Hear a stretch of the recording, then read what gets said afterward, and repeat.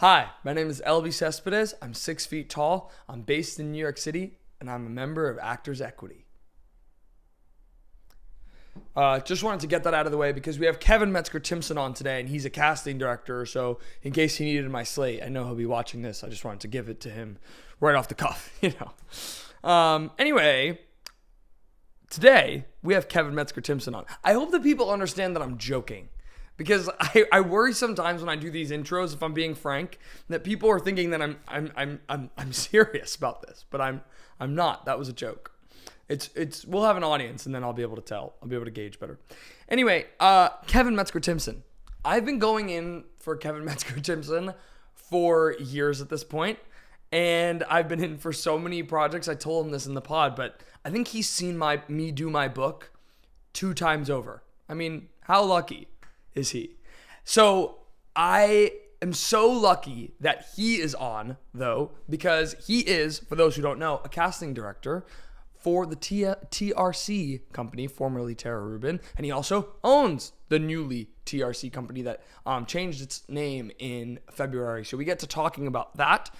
Currently, I want to just mention this because currently he is represented on Broadway with being the lead casting director for Death Becomes Her, as well as, well, we could see Boop, the musical. Now, the word just got in that Boop is unfortunately closing on July 13th. We filmed this episode right before the Tonys, so some of it might be just a little bit dated. But if you haven't seen Boop, go watch our Jerry Mitchell episode and watch this episode because I talk about it all the time. Kevin goes into detail about how Jasmine Amy Rogers was the hardest role he had. Boop was the hardest role he ever had to cast, and understandably so. It's incredibly complicated, and Jasmine Amy Rogers is just killing night after night. So please go see Boop before July 13th when it closes. Also, Kevin is a lead casting director on a show that we mention on this podcast all the time that just closed this week, The Little Mermaid at Paper Mill, and he also casts a bunch of shows at Paper Mill. He is the lead on Mamma Mia that's coming to Broadway this summer, and Aladdin. I mean, just countless stuff. But on top of that, Kevin's so kind. He runs the room incredibly graciously, and I think that's what's most important. He makes it so that every person who's coming into audition feels comfortable, and that it's a warm space for you to be able to do your best work. And that's in a dance call or in a singer's call. I'm incredibly grateful. Kevin's been nothing but kind to me, as have all of the casting directors at TRC. So I'm really grateful that he did this episode. I think that a lot of actors, those in studying right now or actively auditioning or performing in a show that will be auditioning again soon, depending on what happens, will be able to gain so much from this. And those who are lovers of theater will be able to gain some insight into the casting process. There are so many things that I didn't know that I'm really excited to share with you all. So without further ado, today I want to be like Kevin Metzger-Timson.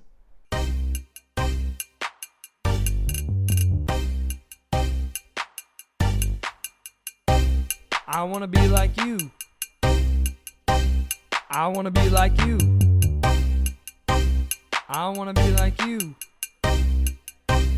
I want to be like you. Welcome to another episode of I Want to Be Like You with Elbi Cespedes. Today, I want to be like Kevin Metzger-Timson. Thanks so much for doing this. This is such a joy. I've been looking forward to this for so long. And I joke that whenever I talk to Spencer or whatnot, I would be like, I think I've sang my entire book for Kevin twice over. I was like, you've definitely been the casting director that I've been in the room the most since graduating college. You were my first audition from graduating college, which is so honored. Yeah, forever. I essentially feel like I see you every week, but I've never sat down and talked to you, so I'm really looking forward to this. Well, I am too. Thanks for having me. Yeah. So we start the podcast with the same question every time. Who was your I Want to Be Like You when you were a kid? Who?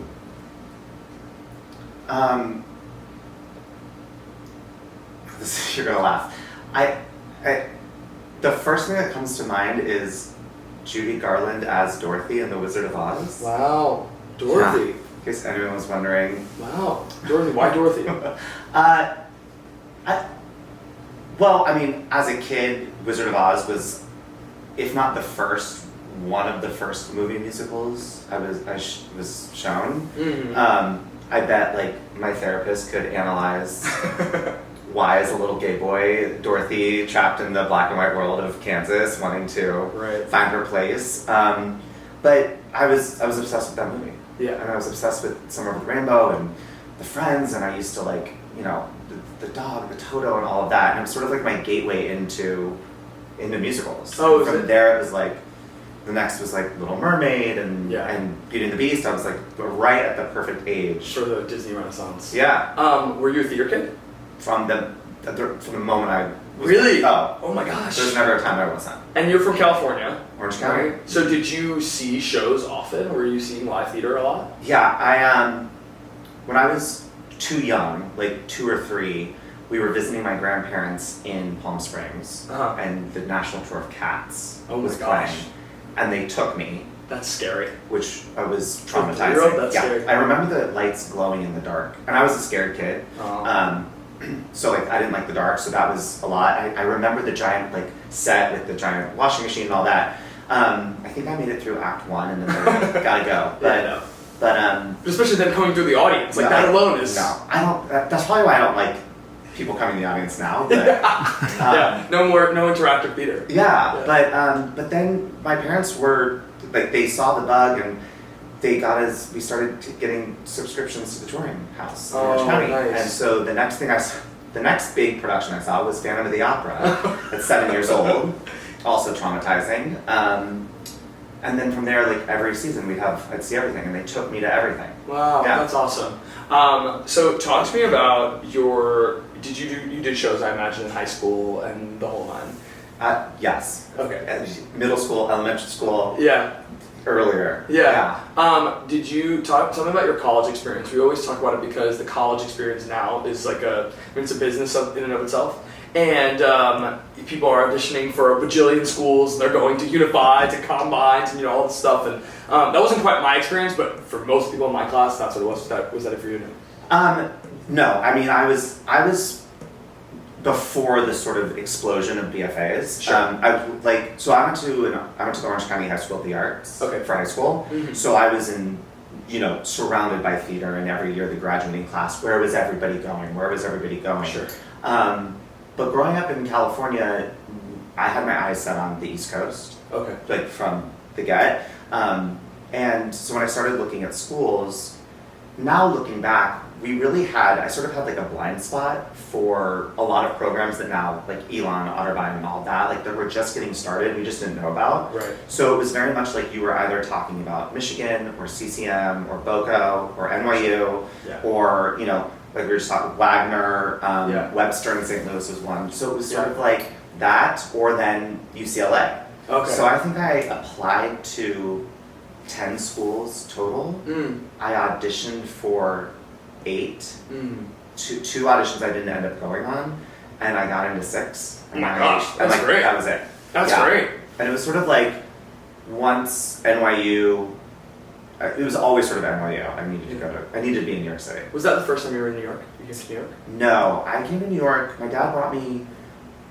Well, the first time I ever came to New York, I was probably 7, and we went on a family vacation to the Catskills. Yeah. As any good Jewish family does. And we flew in and out of New York. So the coming back after the week or whatever in the Catskills, we stayed overnight in the Marriott Marquis. Oh, wow. Or the Marriott Hotel. And I remember our room overlooked Times Square, and the Coca-Cola ad, the old one that had the bottle that moved. And I can remember walking around the city with my parents and my sister, and I was like, where are we? Yeah. So that was the first. And then in 6th grade, my dad was coming for a business trip.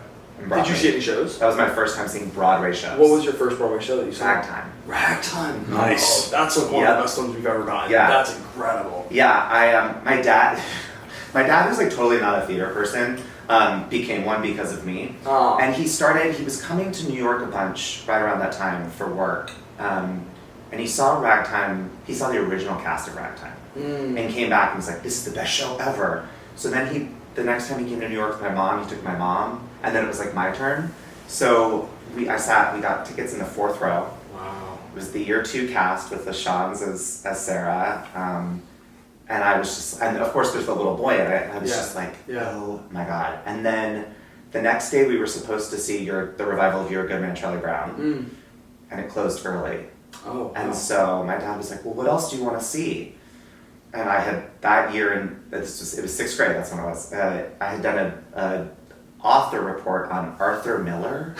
So in 6th grade I was reading Death of a Salesman and All My Sons and Crucible.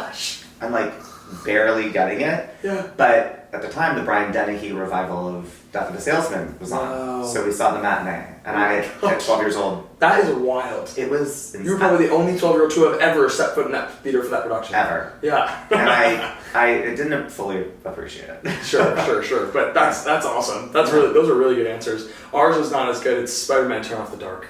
So that's Whoa, that's a good start. That is.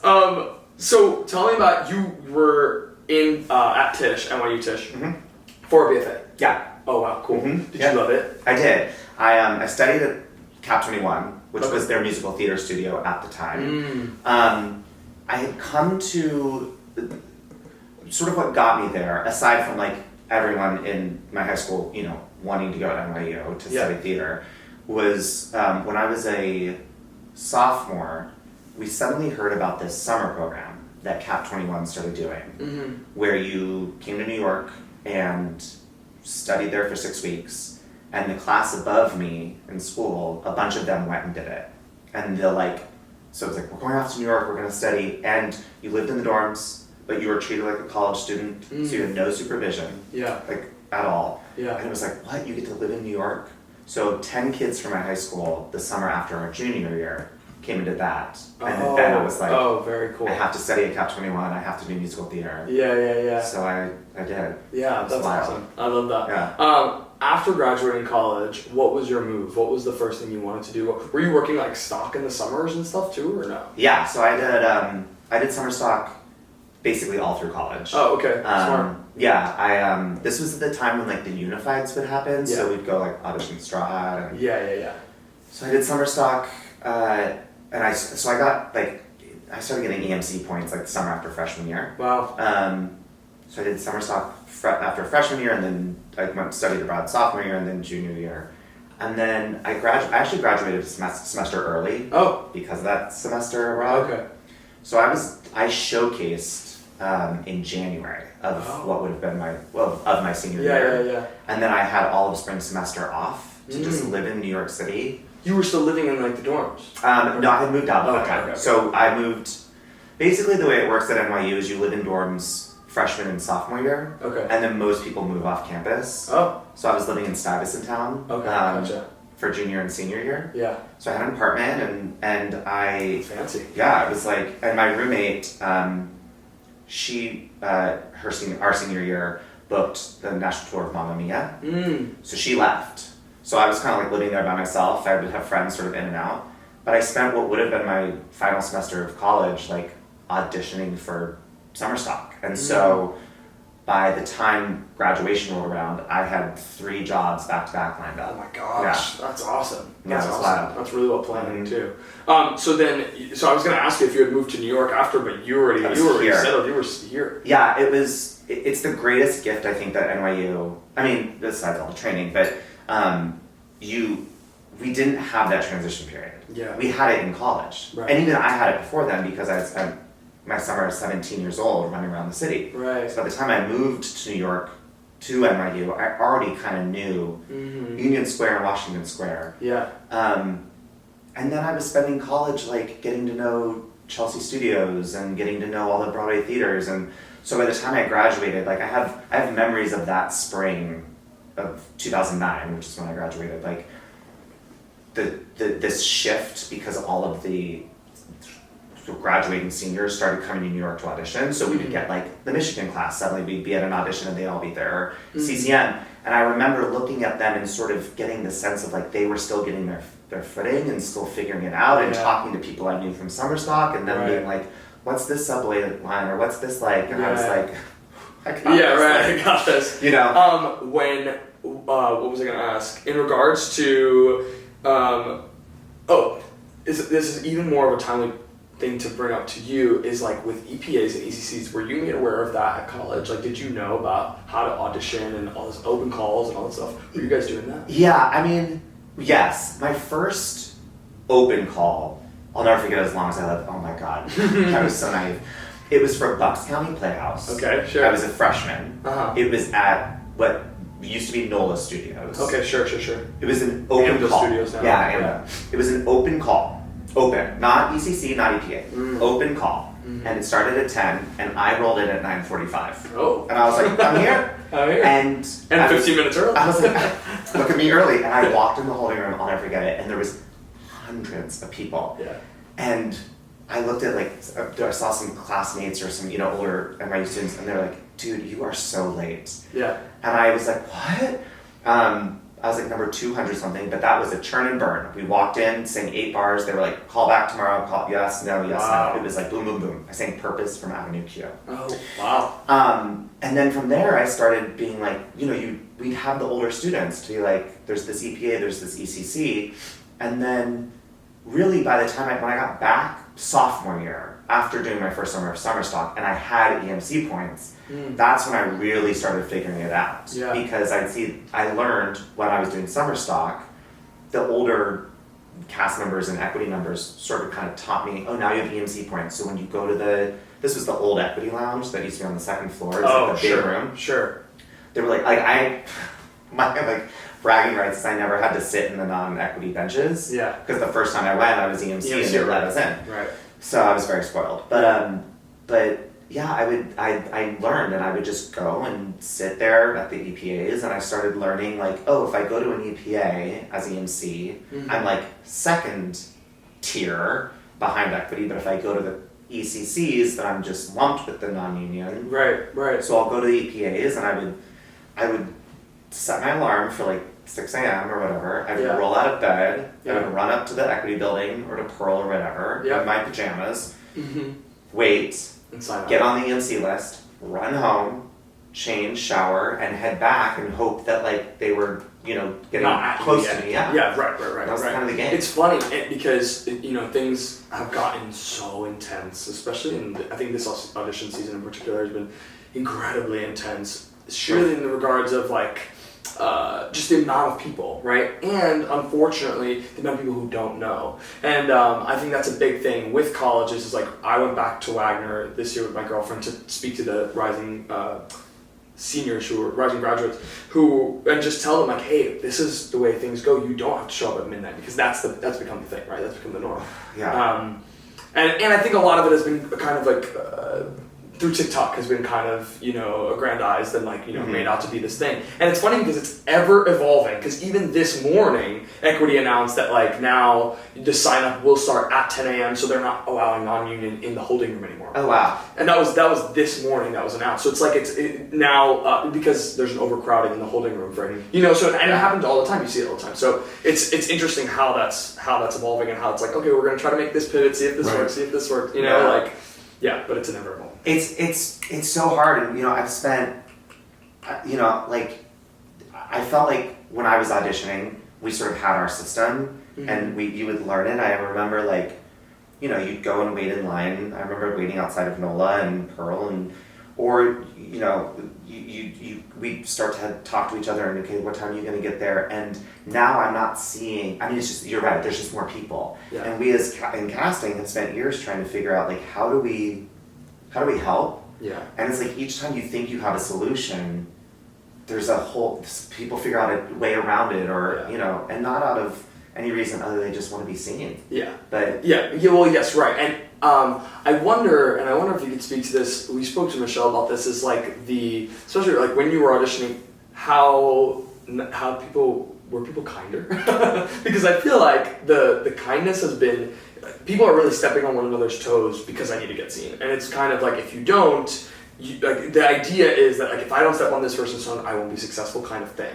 And I don't know if that's actually true, but that's just the energy that's being received. People have not been very nice. Yeah, it's always sort of been the same intensity.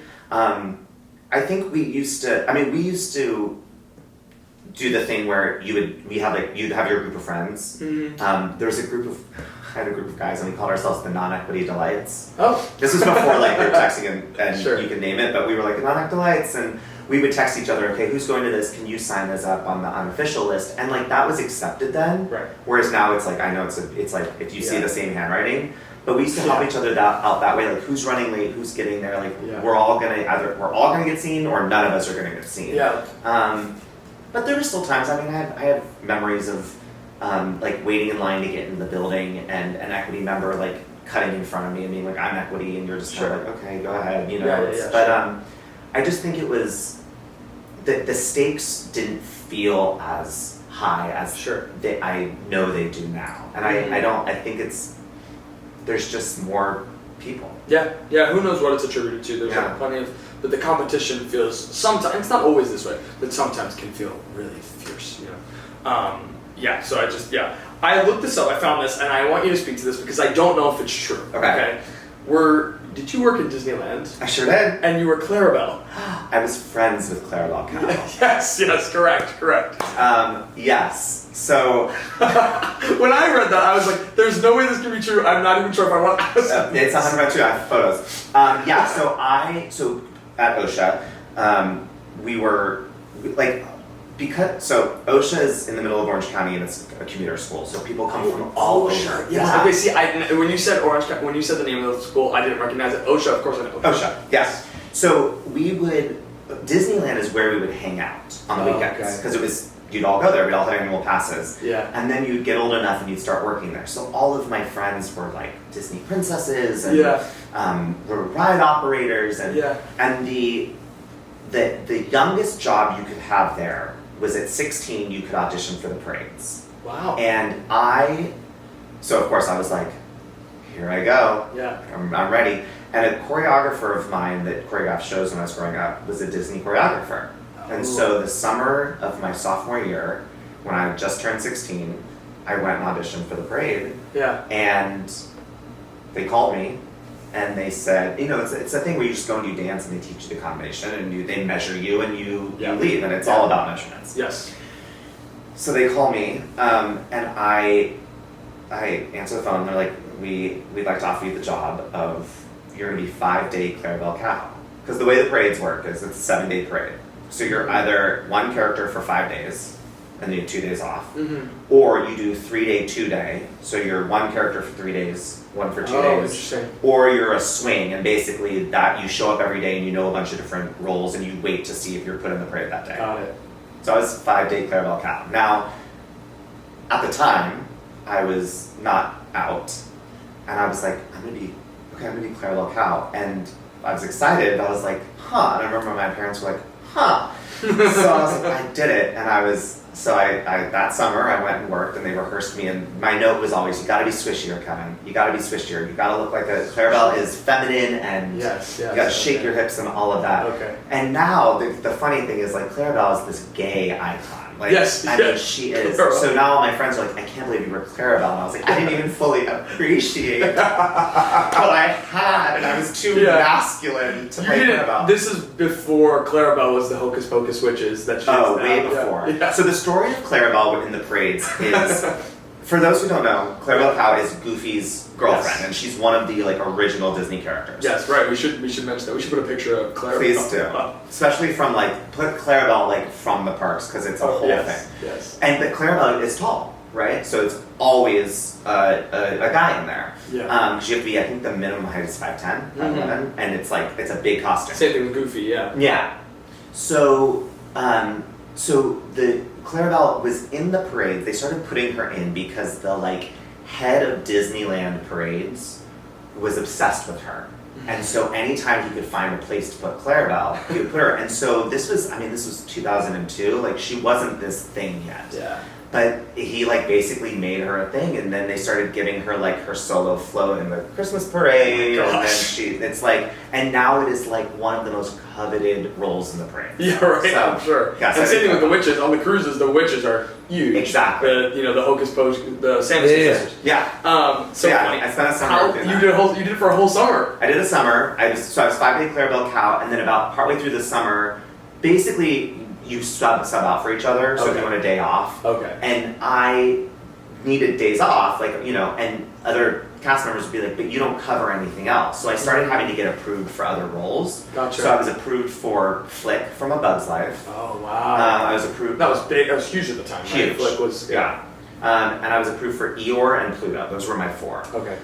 So I spent a summer doing that, and then the junior year came about, and they were recasting for the fall, and I was like, I can't do this in school. It's like a full-time, it's a full-time job. Fully. Yeah. So so I mean, you're leaving, you have to be there like at 3 o'clock every day, and I was like, I'm in an arts high school. I have conservatory. So I started going to like being a basically call-in swing, where I would like they'd be like, you're on call, you have to come, and then I basically like was like, I can't do this. So they fired me. Nope. I got a letter in the mail that was like, you haven't come to work in months, and I was like, I'm a 17. And it's signed Mickey Mouse. Yeah. Okay, so talk to me about transitioning into. Well, how long were you working professionally before you transitioned into casting? About 5 or 6 years post college. Yeah. So I graduated in 2009, and then I went away that summer and did a bunch of summer stock, and then I came back and I did 2 tours back to back. Okay. And then that was like 2010 to 11, and then 2011 to 2012. And then my last contract as a performer was in fall of 2014. Okay. And that's sort of when What was it? It was The Addams Family. It was a co-pro between Gateway Playhouse and Understudies. Oh, cool. Very and that's sort of then when I the story is that that contract was amazing, and it was directed and choreographed by Keith Andrews, who I had worked with a bunch at Gateway. I did 3 summers at Gateway. Oh wow. Algonquin was always somewhere that I wanted to work. Yeah. And I sort of got in with Keith, and he put me in a bunch of shows, and so it was like this core group of us that did a bunch of his shows, and it was at a theater that I like felt like family at with Gateway, and then I got to go up to Algonquin that fall and spend like September, October in Algonquin, which was gorgeous, and it was this like kind of perfect. All the everything on paper was perfect, and I wasn't happy. And I came back from the contract, and I was like, I think I'm ready to like shift gears in my career. Meaning, I was like, I'm going to be really specific about what I go in for. Yeah. I'm going to only audition for shows that I want to do, roles I want to play, theaters I want to work at, or like big, high profile things. And I started turning down a lot of appointments. And I sort of I turned down Christmas work that year, and I was like, well, I don't want to be out of the city for Christmas. I want to be, I had a recently new boyfriend that I was getting serious with, who's now my husband. Aww. I was like living in Hell's Kitchen with my best friend who I had lived with in Stuyvesant. We were back together, like living together, and I just was like, I don't know what I want. And I woke up one day and was like, I haven't auditioned. Like I haven't auditioned in months. And so I was like, I'm gonna look for something else. And I imagine you didn't miss it. No. And that was the tell. Yeah. And I'm always really fortunate. I feel very fortunate that the reason that I left performing felt very on my own terms, and there was no longing, and it was just a bunch of things in my life sort of fell into place and started pointing me to it. Right. At the time that I stopped performing, my roommate was on Broadway. Okay. So I was watching her do 8 shows a week she was, her name's Leanna Hunt. Hi, Leanna. She was in Newsies, and she had taken over for Kara. Okay. So she was playing Catherine. Awesome. And I was watching her go to work every day and do 8 shows a week, and I was like living, it was so fun, like living vicariously through her. Yeah. But I realized it was the closest that I came to like a Broadway schedule, because I was here in the city, you know what I mean? You're living your life, you're watching her go about it, and I was like, it's the same thing that I was doing on tour 8 shows a week. It's the same thing when I go away and do a regional show that 8 shows a week. You're just here in New York City. And I was like, I was just like, I don't know if that's the life that I want. Yeah. And if Broadway is the goal that I'm striving for, and I don't want to do that, then what am I doing? Yeah. And so I started looking for other things to do, and I woke up one day and I was like, I'm going to go on Playbill.com and I'm going to find a day job. Yeah. And I found this studio that was kind of does agent and casting director workshops, and they were looking for like a business manager intern. Okay. And I emailed them, and it turned out that the general manager, whoever I would have been interning for, was a kid that I went to camp with when I was Oh wow, 12. how funny. So he was like, Kevin. So I went in and interviewed and had the internship the next day. And I loved getting up every day and going to an office and still feeling like I had my, stokes in the fire as far as like the industry goes. But that I then could come home at night and have a weekend, and so that's sort of the beginning of the spiral towards casting. Yeah, wow. So, what was the first job that you got in casting? Were you? I found that you were working at Wojcik. Were you working at Wojcik? Yeah, so you were assistant for them. I was that was my second job. So, when I decided like, I want to try casting, I applied for a bunch of internships, and Joy Dewing casting. She had cast my first national tour. That you booked? Yeah. Oh, wow. So I knew her. Yeah. And so I applied, and she was like, you're not performing anymore? And when I made the switch, I was like, I was done. I deleted my Actors Access profile. I took down my website. I like put all of my YouTube videos private. Like I wanted to signal to these casting directors that I knew, like I'm serious about this. Right. Because I was also not young. I was 28, 29. Like, sure. So I was like, we gotta go. We gotta do this. Sure. So she hired me as an intern, and God bless her, like, I interviewed over the summer for the fall, and she called me and she said, I want you to be my intern, but our springs are busier, and I think you'll really do well, and for what you want, let's have you wait till the spring. Which was this gift, because then I got this sort of like 4 months to prepare and get ready to like start this internship, and I was bartending at the time, and I got to save a bunch of money, and I sort of got to live this life of, I know that I'm about to embark on this new thing, but I have time before I'm in a true 9 to 5. So let me save up a bunch of money, travel a bunch, like do the things, say goodbye to the freedom of the schedule of bartending and being an actor, and get ready for the sort of schedule of being a business professional. Right. So I interned with her. I started in January of 2016. Yeah. And right around the time my internship was coming to an end in April, she needed to hire somebody, and she came to me and said, I want to bring you on full-time as an assistant. Wow.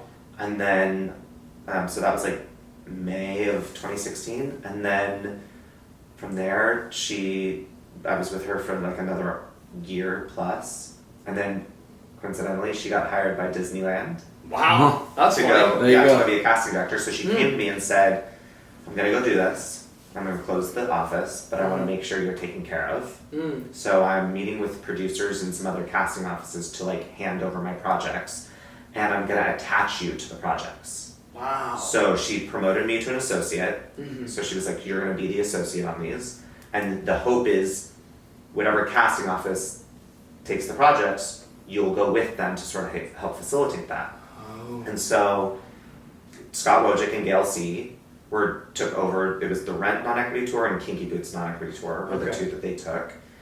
And they met with me and they said, we'd love to have you come work for us. And so I went and was an associate for them for a year. Oh, cool. Yeah. Wow, that's awesome. That's actually a pretty seamless transition, too.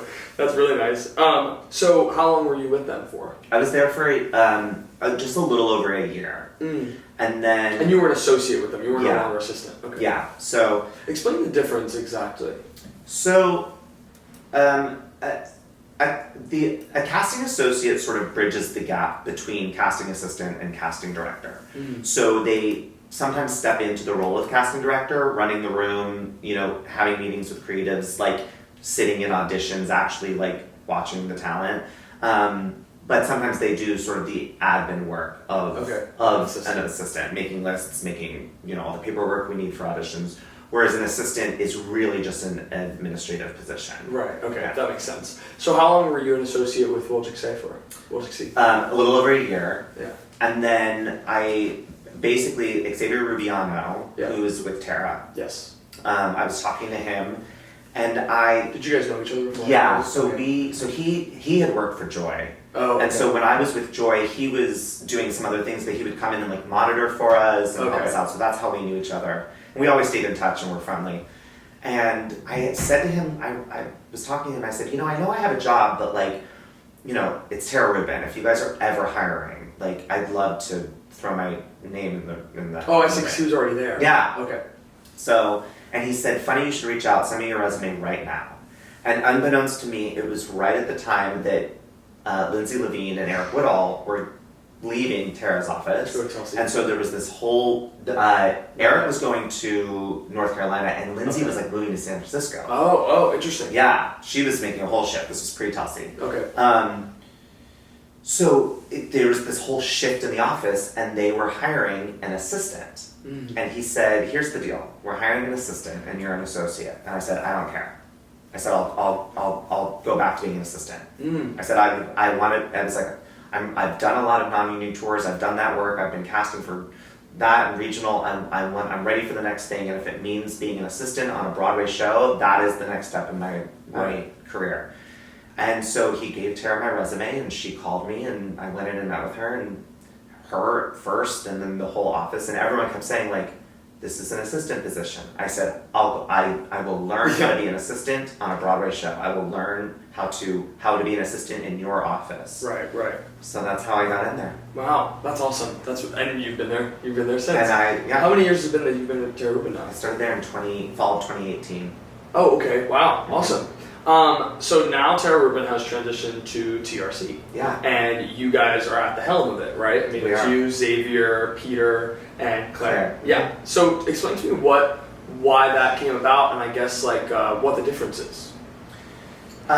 So 3 years ago, like literally almost 3 years ago to the day, like it was early June of 2022, Tara came to us and said, I'm thinking about the future and the future of this company, and I feel like we, coming out of the pandemic, are, we've never been stronger as a group, as an office, as, the Tara Rubin casting name, and this is a time that I want to make some changes for the long term, looking towards the long-term future, and I'm ready to shift leadership in the company, and I want the four of you to lead the company into the future. Wow. Which, I mean, it was a shock. We just didn't, we had just sort of like come out of the pandemic, we were getting going again, like, she's Tara Rubin, like, she's a pillar of this industry. Yeah. And she said, so take some time and think about it and talk amongst yourselves and figure out what you want to do and come back to me. And so we left and we went to Playa Betty's on the Upper West Side. Yeah, classic Playa Betty's. We sat there in silence. It was a Friday afternoon. Sat there in silence having margaritas, and we were like, "Are you in?" We're like, "Yeah, man.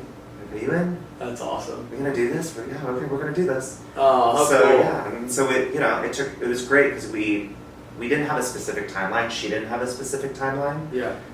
The important thing was to make sure that it was seamless. Yeah. That our clients felt taken care of. Yeah. That we didn't, rock the boat or make any seismic changes. Right. So it took 2 years to sort of figure out how it was going to happen, when the timing was right. Right. And then it all came together and we officially took ownership January 1st of this year. Wow, how cool. Congratulations. Yeah, thank you. That is so awesome. Yeah. So I wanna pivot to, I have to mention this because it was something that was so important to me, and this was maybe 2 years ago, a year and a half ago, and I've spoken to Mary and Spencer about this because we're at a dance call for The Preacher's Wife that was happening at the Alliance. And that dance call was so fun, so sweet. It was just like an awesome room, but it was sweaty. It was very sweaty. And there was sweat dripping all over the place. And before we were getting ready to go do the groups, there was like a little puddle in the center of the room. And you and Tara held the dance call, went to the bathroom, grabbed paper towels and got on the floor on your hands and knees and were wiping sweat off the floor. And I thought it was one of the most, there was something about it that really stuck out to me because I just thought I was like, well, those are people that you want to work with because it just, Yeah, I don't know. It was just a big moment. I thought it just showed how much you guys cared and how much you guys cared about the people that were auditioning. Yeah. Well, thank you. Yeah, that was just a big thing, and I think it's very emblematic in a way, that story of who you guys are and who every single casting director I've been in for at Rubin has been so especially kind to me and wonderful. That means a lot. I mean, that is if we had a mission statement as a company, that is it. Yeah. That Tara has said it from the beginning, like, we want to create warm, welcome, safe rooms because that's how you all do your best work. Right. And when you do your best work, then our job gets done. Right. Do you know what I mean? Right. And so in dance calls, my job there is to make sure that every dancer is safe, is comfortable as can be in those rooms, so whether it's wiping sweat off the floor or wetting paper towels with Coke or water and putting them around the room or airing out the room in between groups to make sure that it doesn't get too hot. It's interesting. I was in a dance call this morning. We just had a new intern start. She was sitting next to me, and the dancers were learning the combination, and she said, "So do you watch this part? Do you just let them learn?" And I said, "No, I just let them learn." I said, "But I'm keeping an eye out. Like, I'm making sure that, like, do we need to move the tables back to allow more room? Like, those little things." Yeah. That just, like, the last thing I want is an injury in my room. The last thing I want is a dancer to leave the room disappointed in themselves or in the day because of something that was in my control. Right. Whether it's temperature or sweat on the floor or, Right. is the floor getting tacky? Is the floor getting slick? Like, because, you've been there, you fall out of a double, and it's not because you don't have your center, your core pulled up, but it's because the floor's sticking. Yeah. So I think that's really special, and it shows. It shows with all of you guys. So I keep mentioning her name, Mary Sugarman. Mary Sugarman. She's the best, and she wrote this book a couple years ago, around a year and a half ago, 2 years ago, called From Craft to Career. It became such a big thing for me. I think that what it did for me, and I highly suggest it. I'll put it in the show notes or something in the bottom, because I highly suggest this book. And what it did for me was it explained to me and helped me really realize how you guys are human beings. What? Yeah, could you believe? It was one of those things that, but also that you guys are on our side. And that was something that and I was actually rereading some excerpts of it in preparation for this, because she talks about that for whatever reason, and it could be a lot of the, like, American Idol isms of things in the last, in this century, that have been, like, talking about casting directors being like almost as if they don't want you to succeed. Mm-hmm. And debunking that myth is something that was important to her, and I think that is really prevalent in the book, and what it teaches you is your side of things. I'm not realizing, I guess, take me through a day in what you're doing in regards to setting up an EPA, or, like, let's say you get an account and now you're setting up your first EPA or ECC for the Yeah, I mean, the minute we get a show, the wheels start turning, and it's like, who's right for the show? Who are we excited to think about? It comes from a bunch of different pools of talent, right? Yeah. So it comes from the open calls. It comes from those initial EPAs and ECCs, which those days are wonderful because Equity does all the work for us as far as setting them up. We just sort of tell them when and where we'll be and what to prepare, and we get the team there, and then we sit and we get to just sort of watch who comes in, and that's how we learn new talent, and we get to know you and see people in a different light that we didn't know. So we have those days, and then we start going back to, like, the files we've been building over the years. Anytime we're sitting in any audition, we're not solely focused on thinking about that audition, right? Right. If somebody comes in and is amazing and wonderful and so talented and doing great work, even if if that day they leave the room and, for whatever reason they don't get the call back or they don't book the job, they've made a fan of me, and so then I get to go back and go, great, let's get them the next thing. Let's call them in for this. I'm thinking I have this show coming down the pike. I have this. So we start making lists from that. We go through the agent submissions that come in. We look at the system's now, like, so it's the way it's laid out is so easy. We just go in, it's all right there for us, and we just look at resumes and click around. And then we take the team requests, and that's a fun way to sometimes get to know people you didn't know. Like, a choreographer will be like, I just went away and did this contract out of town, and I met this young dancer or this young actor. You should see them. And it's like, wow, I didn't know them. This is exciting. Yeah. And that's sort of how we start putting it together. Yeah. I also didn't realize that you guys are setting breakdowns. Like that you guys are setting what the breakdowns are, especially if it's a new musical. Yeah, it depends. A lot of times, like, the character descriptions or like the material comes from the team or the writers. Okay. We'll collaborate with them and sort of help craft it. But yeah, where that's, On a new musical, are you guys given the script? Or you guys, like, how familiar are you with a show? Like, say, like, some of the shows you're casting that are on this season, Boop, Death Becomes Her. Death Becomes Her is a notable part, but Boop, a lot of those are original characters. Yeah. Were you how familiar are you with those characters before casting? Oh, from the minute we get before we even sign on to the project, we'll see a script. Okay. They come to us and say, do you want to do the show? And, with something like Death Becomes Her or Boop, when Jerry Mitchell calls you, yeah, sure. When Death Becomes Her calls, when Chris Cattelli, sure, yes, we'll do it, but let's see a script. So we're reading it from the beginning. Oh, okay. So we understand tone, we understand what the writers are going for, we listen to the demos. Yeah.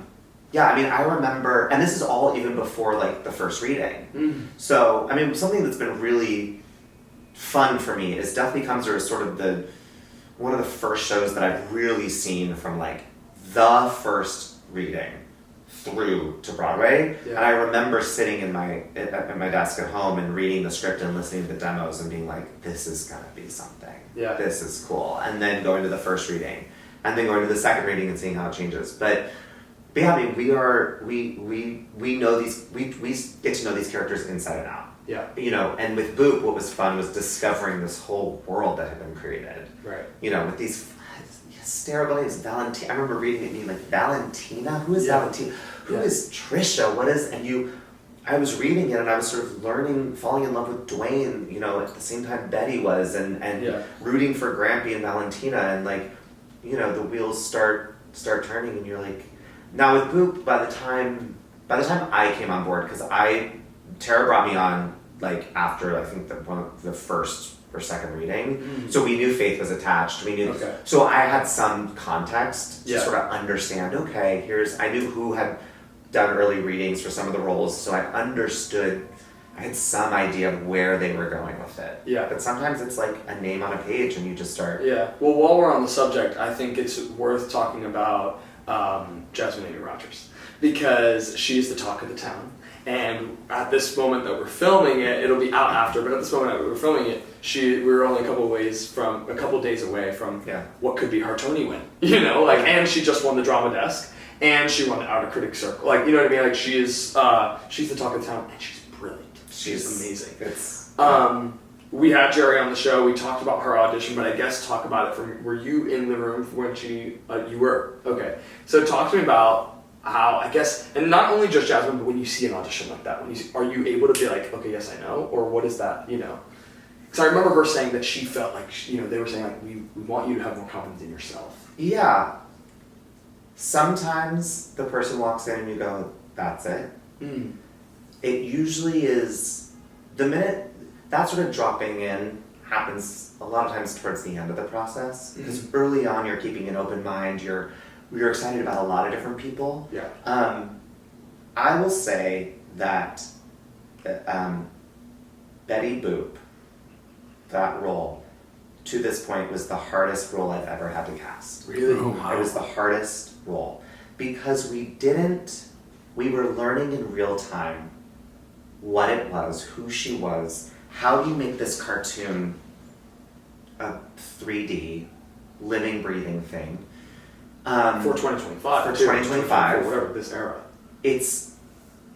She had to sing David Foster's music, she had to be funny, and Jerry wanted her to dance. Yeah. And we were looking for a star. We were looking for a star it was. So I remember she came in for the first round of auditions when we started. And Jerry talks about this. She had played Trisha in one of the early readings. She had done Becoming Nancy for him. Right.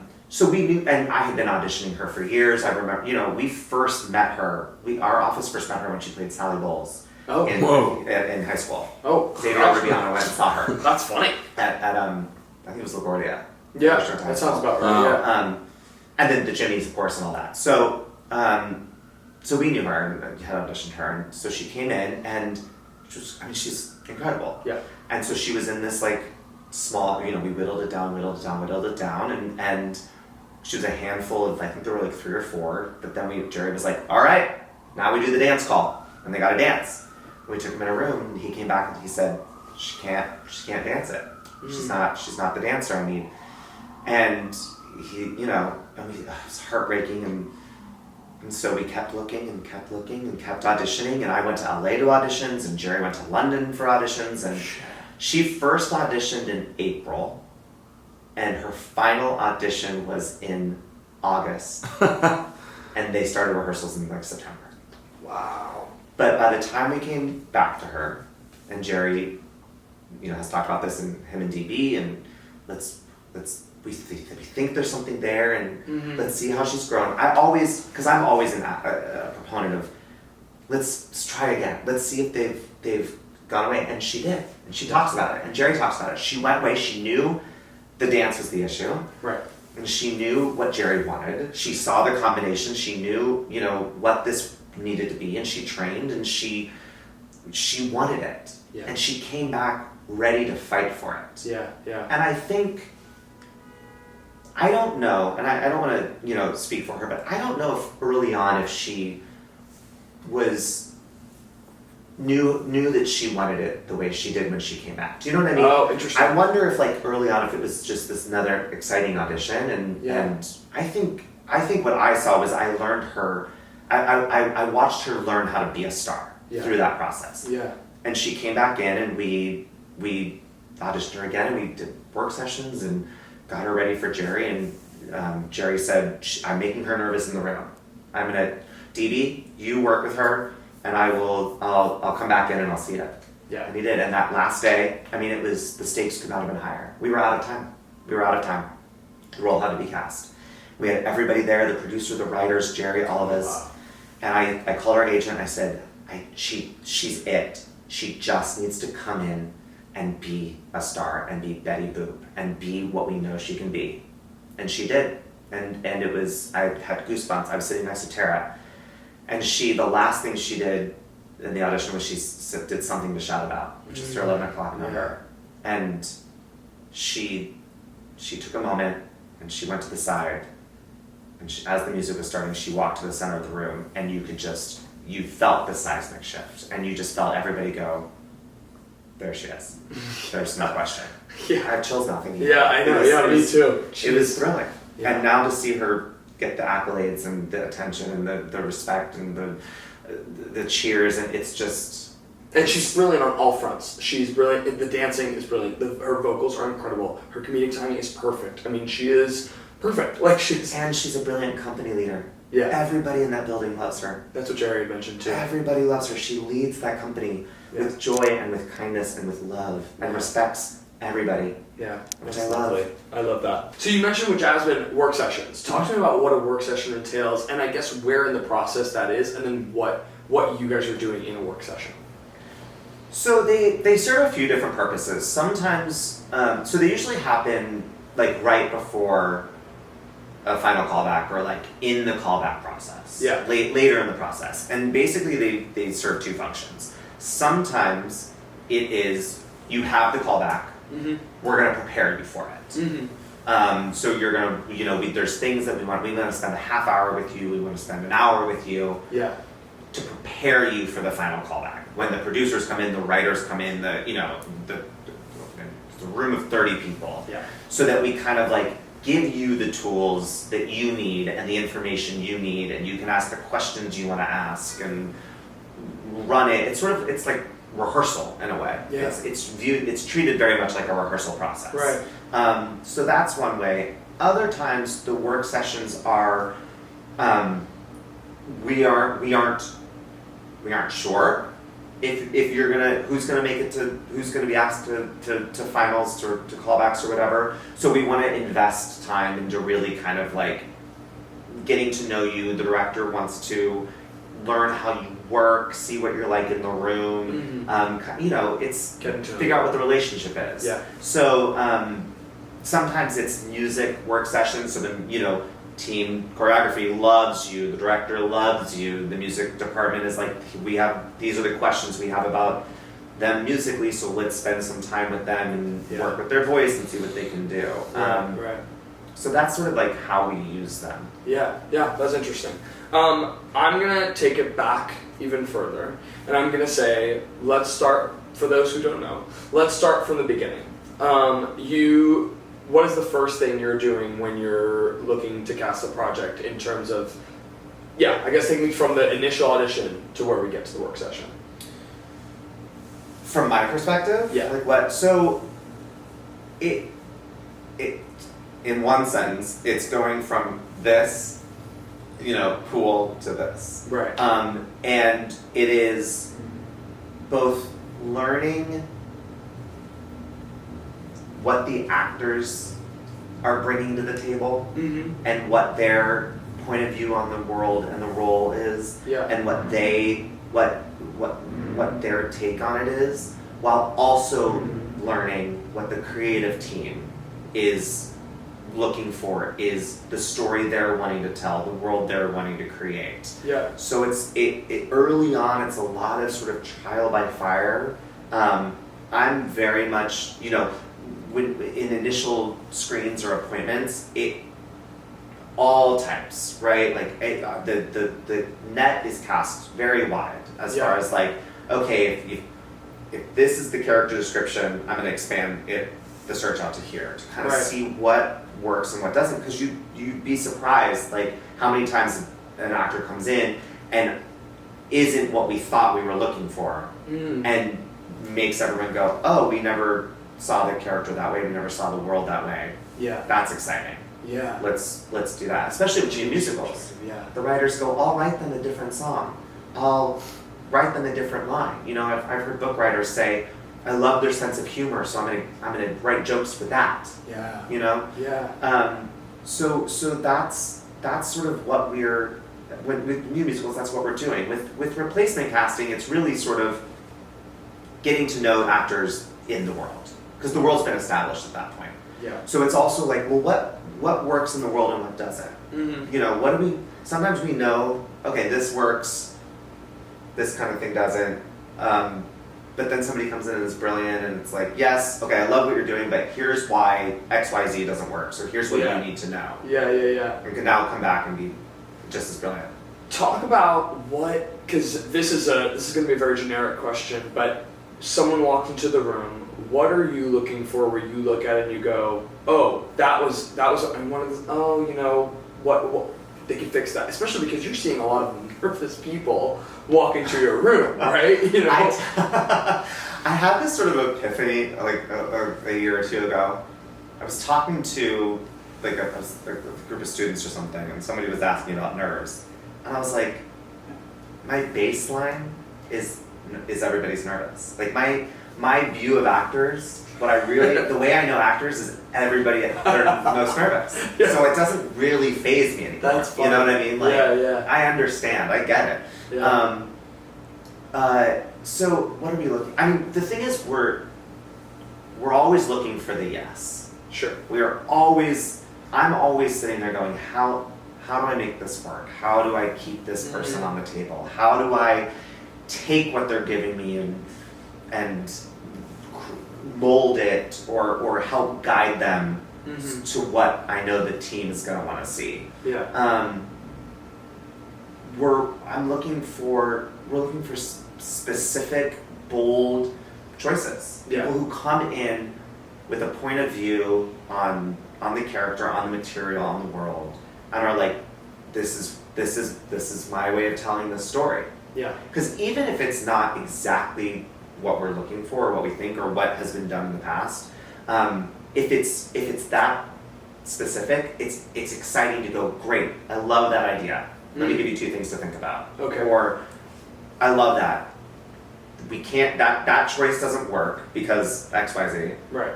But what about trying this? And then they try it and it's just as exciting. Yeah. And it's like, now we've kicked it into where we need it. Yeah. Right. Talk to me about headshots and resumes. How important are headshots and resumes? What if I was like, they're not important? Every agent's like, no. Well, it's not even that. It's more about like, is it, there's so much that you get told, and there's like, oh, I have like I have like this, I have one in my black, and then I have one in my bright color, and I have one of me smiling, and one of me, grunge. And, Yeah. I will say, as far as headshots go, for theater, it's a whole different conversation than with film and TV because like especially in TV, like you can get cast just off your headshot. Mm-hmm. For theater, we want it to look like you. Yeah. So the only when I see a headshot, if I like a submission and I click it, I'm like, I don't know that person, but they look great. And then I look at the resume, and I'm like, the resume's great. And then they walk in the room, and I'm like, who is this person? Like, so if it doesn't align, you're not doing yourselves any favor. Right. I think. There's something to be said about a shot that sort of evokes the feel of the show. Yeah. For Betty Boop, if you're looking very serious and stoic, and it's not energetically like what the show is, so I'm not going to pick up on the right energy. But one or two pictures that look like you and smiling is serious that you can kind of like go back and forth between is all we sort of need. Yeah. For resumes, I think that the important thing about resumes is it should be a guidebook to who you are and what you've done, not a phone book. Oh, interesting. So, it doesn't need to be every single credit you've ever done. Yeah. What is helpful is if I look at all your credits and I immediately go, I get where you live, I get what you do, if I'm casting 42nd Street, I'm looking for those tap credits. So if your resume comes across my desk and you've done Anything Goes and Thoroughly Modern Millie, another production of 42nd Street, and tap show after tap show, I'm like, great, bingo. Yeah. There it is. If we're casting 6 and your resume comes across our desk and I did The Sound of Music and Oklahoma and Gilbert and Sullivan, it's like you don't look like 6. So yeah. help guide us. Put credits that that you want to jump out at the top, so we don't see them buried. When you're right out of school, like training is super important. We understand that you're not going to have a bunch of credits, right? Especially, we saw a big shift out of the pandemic. Like students were graduating, having done no summer stock, no college shows. Like we totally understood. Yeah. So what have you studied? Where have you studied? Who have you studied with? And specifics, what type of dance, how many years, right. Tell if you are playing an instrument, how well do you play it, right? Yeah, very interesting. No, I was actually going to wonder about you talk about the process. What part of it is your favorite? What part of it do you go, all right, that's something where, is it when everybody's coming in? Is it the cattle call that you're like, all right, this is the best part, or which part lights the fire? Yeah, the open calls are really exciting because you're meeting people that you don't know. So it's long days and there's hundreds of people, but it's really exciting when somebody comes in and you're like, I don't know who that is, and they wow you and you're like, yes. You feel like you discovered somebody. Yeah, that makes the whole day worth it. That's exciting. And then we go on the journey with the actors through the process. Jasmine, I was on that journey with her. I was watching her. I was rooting for her. Same thing when we cast Lynette now in Bad Cinderella. Like, going on that journey with her, getting to watch her, be told in the room that she had the job was like, I invest in you. I invest time with you. A lot of times the audition process is weeks, months. Like, I am cheering for you. So when you finally get it, and you get to, it's exciting to, so that's the other sort of, I like the beginning and the end. Right. Yeah, the journey, like the full arc. Yeah. Talk to me about remembering people, right? So there's this notion that I've gotten into my head, especially lately, is like when it comes to, I gave a bad audition. I just walked in and I gave a bad audition. Dance audition, etc. Yeah. Especially if it's an invited, that I would get through my agent, it would be something where I would be like, okay, they're trusting in me, they want me to come in, they think that I'm right for this project, and it's because I've X, Y, and Z, EPAs, my submissions, whatever it is. But now, I didn't give the best audition. Is there and I'm sure I know the answer to this, but is there do you clock that in the sense of like, you know how they say, you gave a great audition, it wasn't good for this one, but it'll be good for the next, or you gave a bad audition, it wasn't good, now we're not going to call you back for this, you know what I mean? If I held bad auditions against people, I would run out of people to audition. Sure. Like, everyone has off days, and I totally get that. Sure. I really do forget. I don't like hold on to bad auditions. I've had actors like, you know, weeks, months, years later come up to me and be like, oh my god, that audition, that like was so embarrassing. I was like, I have no memory for you. Yeah, right. Do not know at all. Yeah, sure. That is forgive and forget. You know what I mean? Mm-hmm. You have an off day, or, you know, if I start to see a string of issues in the audition, I have no problem like reaching out to your agent, or even if, you know, if you're direct, like if you come to me and you're like, what's going on? I'll be like, here's what, I rethink this song. I think your nerves are getting the best of you. I think the one thing that gets hard to forget or to move past is if people consistently come in unprepared. That's the biggest thing. This is a relationship. We have the same goal. Our jobs, we have the same goal, which is to get you the job. Right. I'm going to help you the best I can. I'm going to make sure you have all the materials. I'm going to make sure you have enough time to prepare the materials. I'm going to, you know, if I pre-screen you, I'm going to give you notes to think about so that when you meet the associate team or you meet the director, like you're ready to go. Like, you got to meet me halfway.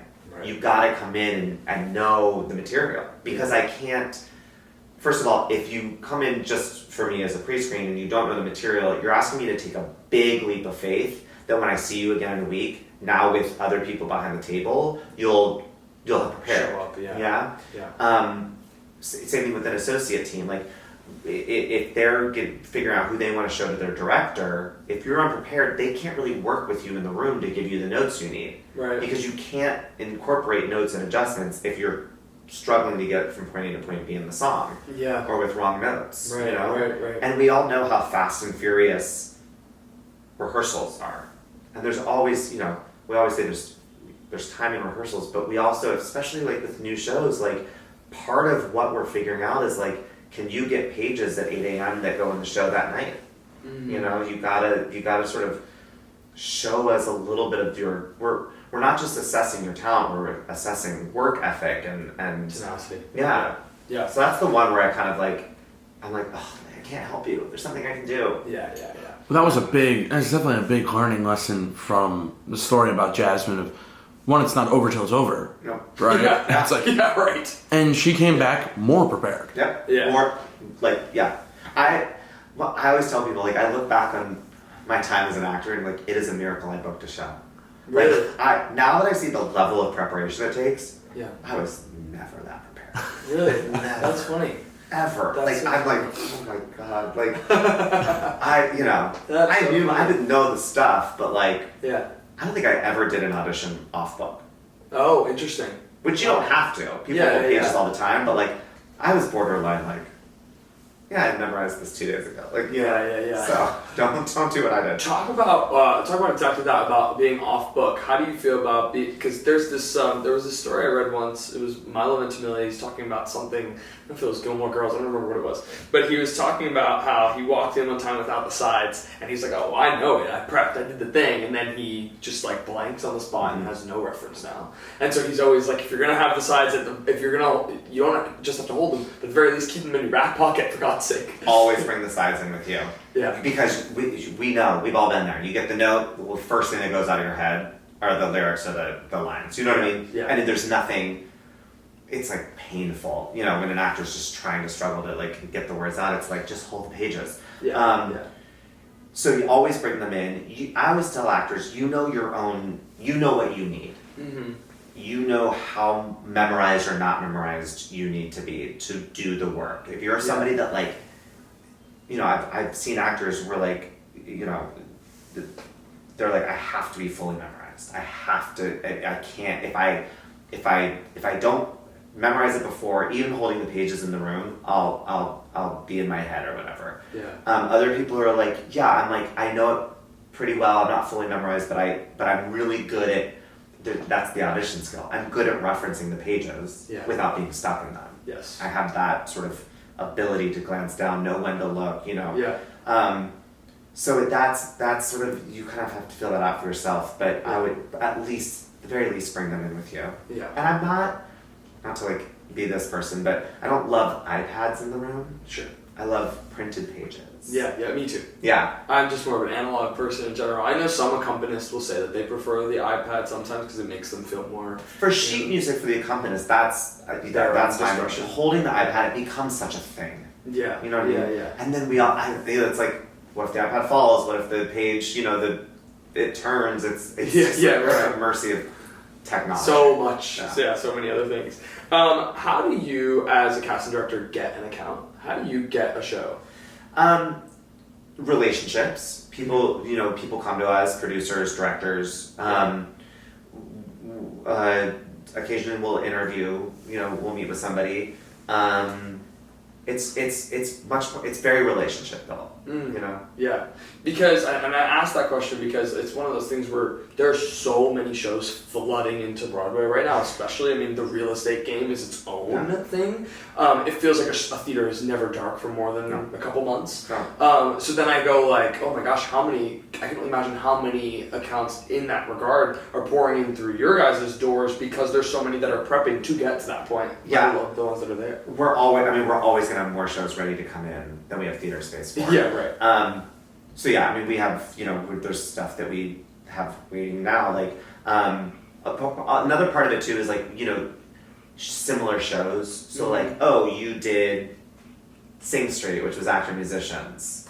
So now we have a show that's actor musicians. Yes. So we come to you because you know this. Right, or like, I think when we were doing Dear Evan Hansen for years, there were a lot of shows coming to us with young, meeting young actors. They're like, you guys know this talent well. Right. Yeah. Oh yeah, that's interesting. That's really interesting. How do you designate it then? Exactly like that? Within our office? Yeah. A million and one different ways. Yeah. Whether it's you have the relationship with the team or, you were just doing this type of show and it's a similar type of show, so it comes in, like when we got Deaf Becomes Her, and I said, back off, everybody. This one's mine. This one's mine. Yeah. Some people raise their hands and say, I'm dying to work on that show. I really want to do it. Right. Let's talk about social media and contacting casting. There's a line that I feel like there's a professional barrier, but social media tends to blur that barrier a lot because it's it's like going through a phone book, but it's far less work. Yeah. You know what I mean?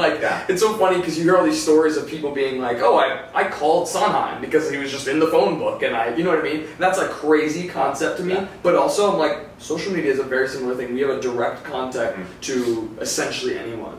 Yeah, I guess talk to me about social media and how much you as a casting director are looking at it when you're auditioning people. So, we talk about this a lot, and everybody sort of has a different answer and opinion based on their personal relationship to social media. I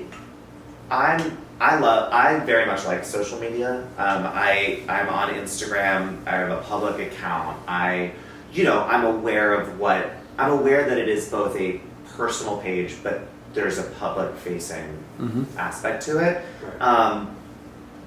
But I love connecting with people through social media. I love, commenting on stories, and I like that it's a way for our generation to. I can hear the older generations being like, you don't even know what staying in touch is like, but it feels like we stay in touch with each other. The way that we're all spread out over the country, and it's fun when friends go. You have people go away on jobs, or they move out of the city, and it's like every day. How was I supposed to know you got married and had kids? Now you know. We feel much more connected to each other, I think, and then we can get into like, are we staying connected outside of social media? But so that's sort of my take on it for mine. So because of that, I know that I make myself accessible on social media. I think that there's a time and a place and a way to use it. I don't love. There's ways to get in touch with me. There's ways to get in touch with my office when it's work related.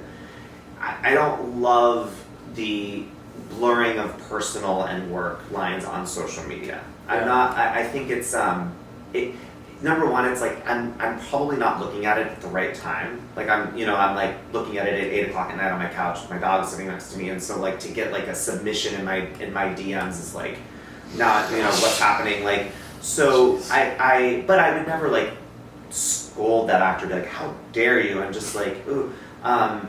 So I think that it's I'm on it. I'm on TikTok, for entertainment. So yeah, I'm scrolling and I see somebody singing and I go, oh, right. Let me watch this. Oh, that's a cool voice. Like, right. The Olivia Page West in our office found Michelle Lewis, who played Dorothy in The Wiz. Is that right? Because she was scrolling TikTok, looking at people singing at home, and Michelle was singing. So we do go on it to find people, but we also go on it to unwind at the end of the day. So when you are hit over the head with who's tagging me in this video, and then you go on and it's their audition video for something that's like, oh, I'll save this for the morning. I'll save this for 10 a.m. So I think you just have to.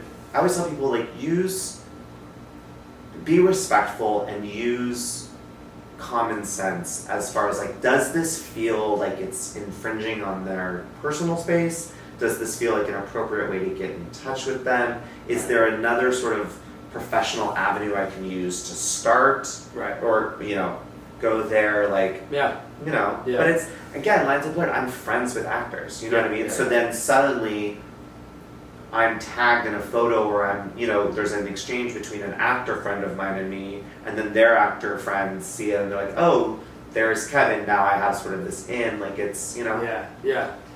That's interesting. When at the end of the day, it's not even necessarily, after what you're saying, your friends that you're casting. Once they're out the door, you're not you're not in rehearsal. Right? You're casting who's right for the part. That's right. really it. Yeah, it's very that. And I always, it's interesting because my closest friends, my true friends, would have never once asked me for an audition or anything, or they don't do that because they know and they trust. If I think they're right for something, I of course will bring them in. Right. If I don't bring them in, there's a reason. Yeah. I think actors, there's a feeling sometimes of you're gonna forget about me, or I'm gonna disappear, and that's my job is to remember you. Right. So I think that is I have peace with that. But when the time is right, we'll remember you, just not remember those bad auditions. Yeah. So, but it's I have no issue with people commenting on my stuff or following me, or it's if you're seeing me out at a restaurant or something, again, like you said, we're humans. Yeah. It's very it's just a job. Yeah, and it's a pretty small community. I mean, we tend to be, oftentimes, not literally, but you're within the same 15, 20 blocks. Yeah, and we do, listen, we're doing all this because we love the community. Right. And we all want to be together. So, yeah. It, just as long as it's cordial and respectful, it's, yeah. Let's talk a little bit about Aladdin and Beauty and the Beast tour that's coming up. How long have you been on Aladdin? I was on it as an assistant and associate pre-pandemic. Okay. And then coming back out of the pandemic, when I became a casting director, I moved off of it. And then I went back on it in 2023. Gotcha. Talk to me about how you're thinking about these characters that are iconic, right? Aladdin, the Beast, Belle, and sticking within that parameter, but also looking for the big, bold choices and the, Yeah. Both shows, we talk a lot about we don't want cartoons. We want real people. That's interesting. Mm-hmm. So that's different from Boop. Mm-hmm. Right. Yeah, so we that's what's been, Disney, especially talking about working in the parks, I feel like I have a really good understanding of the different worlds within the Disney universe. Yeah. And I will say the park performances are very different than the cruise line performances that are very different than on Broadway. Right. And Broadway is the parks are the cartoons, are the characters, right? Yeah. On Broadway and on in Disney Theatrical, like we are looking for real people to step in and tell these stories. And so a lot of the work we do in the room is like stripping away the cartoon acting, the over the top. There's a heightened sense to the world. Yeah. There has to be to tell the story properly. But it's grounded in truth and reality. And we really this new Beauty and the Beast tour, this production, Matt West, who's directing and choreographed it, his big thing is like these are real people. These are real. Even the objects. Yeah. What's brilliant about the stage production is they're humans. Yeah. They're transforming into these objects. the spell is turning them into, but they're not. The movie, he is a candlestick. On Broadway and on this tour and in the stage production, Lumiere is becoming a candlestick, so he's still a human. Right. So that's what we want. We need real. It needs to feel real and feel truthful. Yeah. Yeah. With Aladdin's been on for over 10 years. Yeah. How are you thinking about when casting replacements or filling in even covers for Aladdin, Jasmine, Genie? Oh my gosh, Genie! Like James Monroe Iglehart set such a precedent. I guess how are you thinking? Because that's a totally different thing from the movie, right? Like, how are you thinking? Because that show's been on for so long, what things are you looking like? Okay, you have to hit this mark, you have to hit that mark to live within the range of the legacy of the musical, let alone the source material. It's exactly what you said. It's a range. Yeah. So it's we know who these characters are. Yeah. And we know the world that Casey Nicola has created. Right. And now how do you step into that and tell that story? How do you embody Aladdin's charm and, the scheming that he does in a good way, but the trickery and the tomfoolery, if you will, but how do you still feel like a real person, and how do we believe that you and Jasmine are falling in love?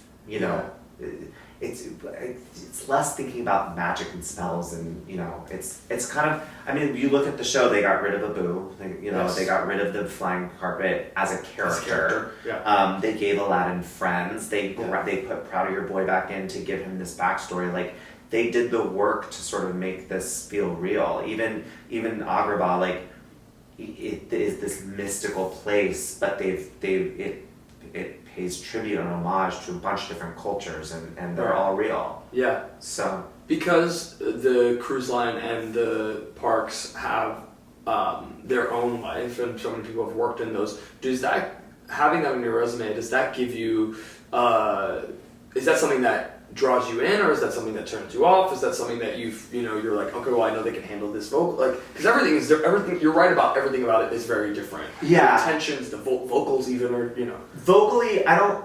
Yes, it tells me when I see it on a resume. It tells me a few things. It tells me you understand the world of Disney, and the world of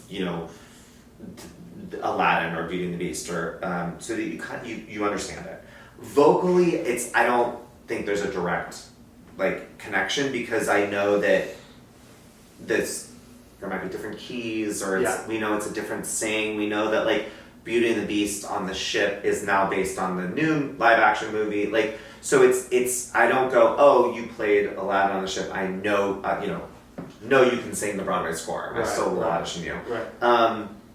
It does sometimes tell me okay, I'm gonna get this person in a room because I know that there's some things I'm gonna need to strip down. I know that they're gonna have an idea of who this character is that is not what we're doing. So I just have to kind of give them the tools and say great, it's not this, it's this, it's right. So, but I would never not audition somebody because I see that. Well, no, right. This is for any long-running show. Do you see it often where they change a key or change? I mean, you see the classic they didn't fit into the costume thing. Is that still a thing that's happens often? Sometimes it depends on the show. It depends on what the change is.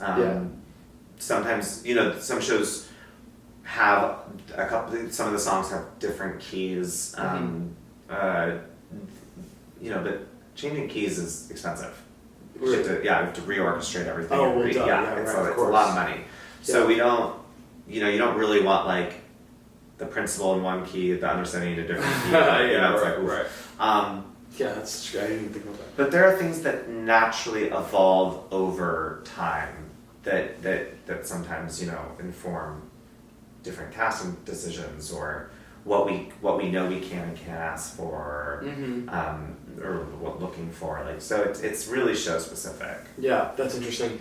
Do you set a show like Death Becomes Her? The woman who's covering Megan and Jennifer is she's one person. She's doing both tracks with one person, right?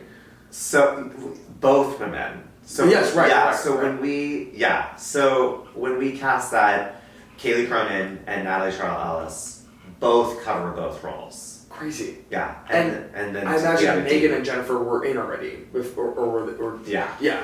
So they were in already. How are you thinking about things like that? We see so many names are coming out on Broadway right now, right? The Clooneys, the Denzels, even the Broadway names, Megan Hilty and you know, Jen Simard. What when casting their covers, are you thinking about their essences in that regard? Totally. I mean, we had Jen Simard we cast in the very first reading. She's the only one that's ever played that role.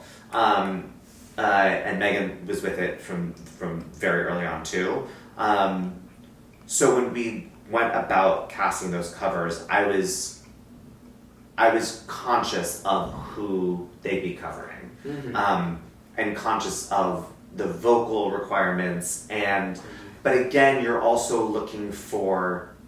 You don't want people coming in and trying to be Megan or be Jen, and that's what makes both all three of our covers. Now we've added Dee Racioli as the standby, like so brilliant. Is that like they are three different performances? They are like the different combinations when they go on together is so fun, and you don't. I saw her. I didn't get to see Jen when I saw it. I saw Megan and then Natalie. Natalie, who went on in Chicago.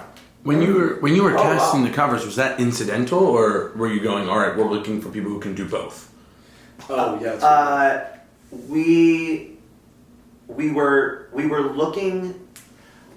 We looked for people who could do both.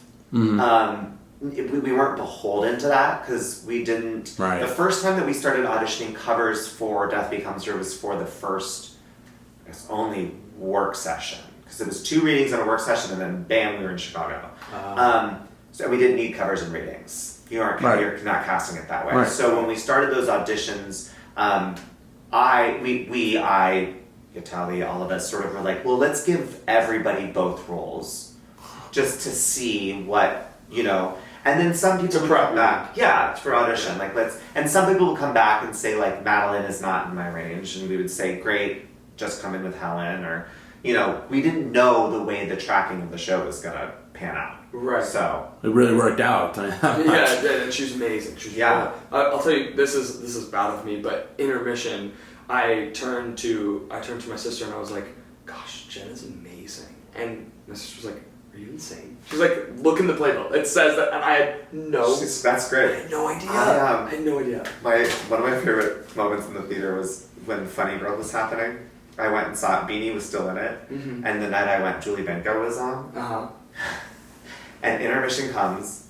Julie Benko was so brilliant. No, that's why I saw. But I don't know if she and Beanie are not the same person. No.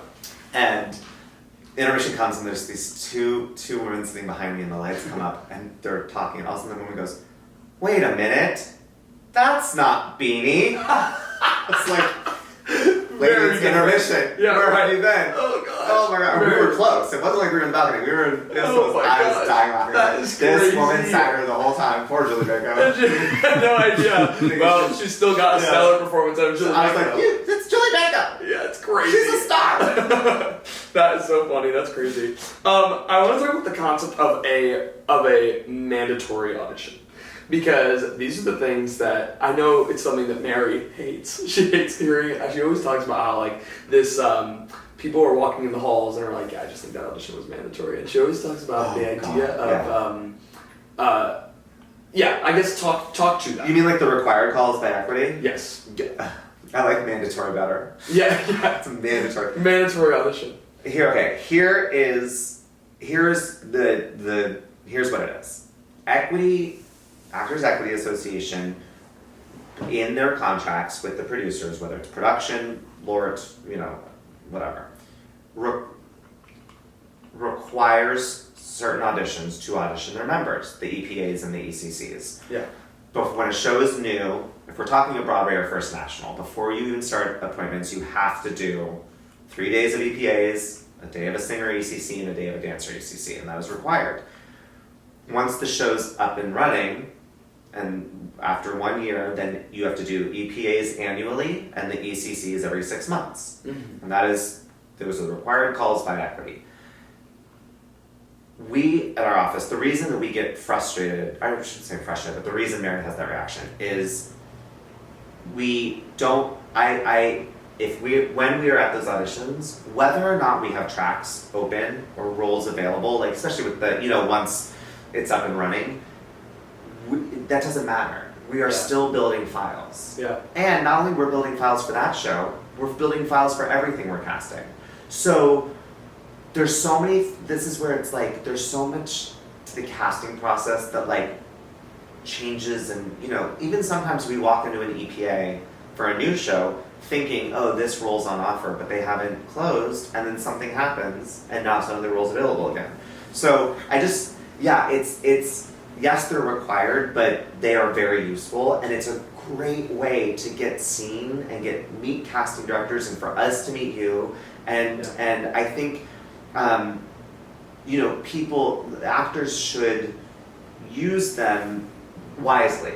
I don't think they should be used just because I want to audition for Mary Sugarman, and I've never met her, and I'm not even remotely right for the show, but I'm just going to go in because even though we're thinking about all of our shows, that day, if I'm in auditions for Les Mis, right, and you come in with a big rock song, I'm still in Les Mis world that day. So you're it's gonna be like, what's happening? What are you doing? Right. You're not showing yourself in the best light for that day. But if you come in and you're like, I'm so right for Les Mis, let me show you what I got in this world, you land up in the Les Mis final, and then here's a Phantom audition, production coming down the line. So we're always sort of they're good resources, and we really truly do use them to find new people that we don't know. Yeah, and the thing about them that I think is really beneficial is that you don't need an agent to get seen in an EPA or an ECC. Yeah. Talk to me about how important it is these days to have an agent. I think it is helpful to have an agent that you have a good relationship with and that works with you to help you.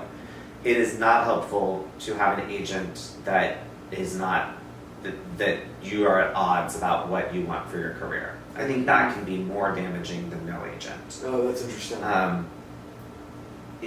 We are to have somebody in your corner advocating for you and talking to casting for you is incredibly helpful.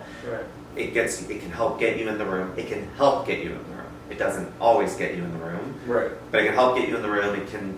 You have sort of a buffer too. Like it's easier for an agent to reach out asking for feedback or trying to get a sense of what's going on than if you just reach out directly, because there's things that like we don't want to tell you for your sake that aren't going to help you. You know what I mean? Right. Why didn't I get this? Well, it doesn't. If I tell you, you're going to get in your head and it's going to become a thing. Sure. It's not something that you need to carry around with you. Right. So I think that's a useful thing. But I've also, on both the agent side and the actor side, seen relationships where they don't agree as to where the actor fits in the industry or what they should be doing, or the actor wants to do this type of work and the agent wants them to be over here doing this, and that can be detrimental. That can get your way. From what I understand, when you're getting these people into invited auditions, and it's just you guys casting, that is team casting, you are the liaison between us and the creative team to then say, okay, I can trust you enough that I can move you on. Mm-hmm. Is that right? Yeah. Okay. And not just not just trust, but I'm inspired by you. I'm excited by you. Yeah. Here we go. Yeah, right. Go on this journey. Yeah. Go on this journey. Yeah. And sometimes it's a journey because you're casting, I mean, particularly because it's not just, what I'm realizing is like, oh wait, you are doing these annual calls, then you're doing the replacements and the covers and the tours and the covers for the tours, you know, and the replacements for the tours and the most successful cases with Aladdin or Outsiders that's coming up, you know, like things like that too, you know. How much of when casting a replacement, how much of it is the original setting the precedent? The original has given the guideposts for it. Has given the box, right? Yeah. Has created the box. Your job is to help us expand that box. Right. Help us see, replacement casts. From an audience standpoint, replacement casts can be really exciting. They are really exciting. It kind of gives the show this boost of new, fresh energy. It's a new take on it. So when people come in and try to do exactly what's been done before, that's not what we're looking for. We want, the big famous one, that everybody always talks about is if you look at the Evan Hansons over the years, like the last thing we wanted was somebody doing exactly what Ben did. Right. We wanted a new version of it. We wanted this new point of view. All of those. Right. All of those guys that played that role, there were similarities. Mm-hmm. They all kind of live in the same world emotionally and vocally, but they aren't the same person. Right. You can't. You're not going to be. You aren't the person that created it. Yeah. So you aren't, by definition, going to give the same performance. Yeah. So be you. Yeah. What's really interesting is that a lot of things you're saying has to do with, can be applied to acting, where it's like the material is what is feeding your form. It's what's feeding how good you were. So similar to what you're casting, it's just what's written, not what somebody else did. Yeah. Oh, interesting. And 9 times out of 10, the similarities will be in the content. Exactly. Like you said, emotionally, especially with Evan Hansen, a show like that. Yeah. It's how do you breathe new life to the words on the page? What are you thinking about in that same regard in regards to those dance calls? How are you viewing them? Brittany Kanagati came on to talk about, we love her, she's the best. So she talked about, and this was before Mermaid even, but she talked about sometimes she's viewing someone, she's going in a dance call, and she's going, I feel like I can't tell, and so then that's when she turns to you guys, and is like, hey, do you think have they showed up before? I guess how much of that happens where they're turning to you and being like, you've seen this person more often? All the time. Yeah. All the time. My job in a dance call, it's I always defer to the choreographer or the associate choreographer, who's ever running it. Like, who do you like movement wise? Who do you feel like lives in the show? But then again, I'm also trying to keep as many people in the room as possible. So if I know a dancer and something seems off that day, I'll go to them and be like, I've seen them dance better. Something's off. Or if somebody comes in and I know that they have a great voice and are a great actor and be a great cover, I tell them tell the choreographer before they even present, because I want them watching through that lens of that's they're a great viola, that would be a great viola cover, that would be a great Betty cover, so that's my relationship with the choreographer. Right. Talk to me about casting for regionals. You cast Paper Mill a lot. And this production of Little Mermaid, we just saw it, and it was awesome. It's awesome. Great, right? It's so great. It's like, and so much love to Mark and Brittany who've come on the show. And I guess talk to me about casting these regionals, because in certain cases you're casting original shows that are workshopping, but in other cases you're casting, I guess, then what are you thinking about? Because it's not just the creative team now, it's also the team of the regional.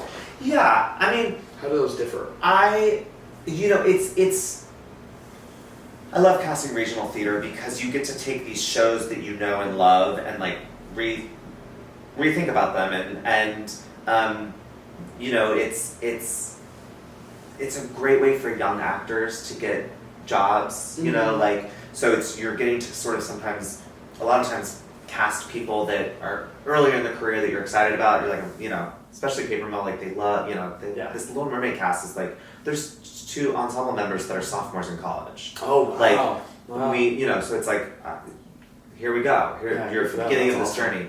And it's fun because sometimes creatives, it's always fun to revisit a show, whether we worked on the original or not, like that with a new creative team, because they have new ideas. Right. So then we come in with like, you know, I know what Little Mermaid is. I saw the original, our office cast the original, like I've seen the movie, like I know what it is. Joanne has her version of it. Paper Mill goes, this is what we want to produce, and then it becomes this true collaboration. Right. You know? Yeah, that's interesting.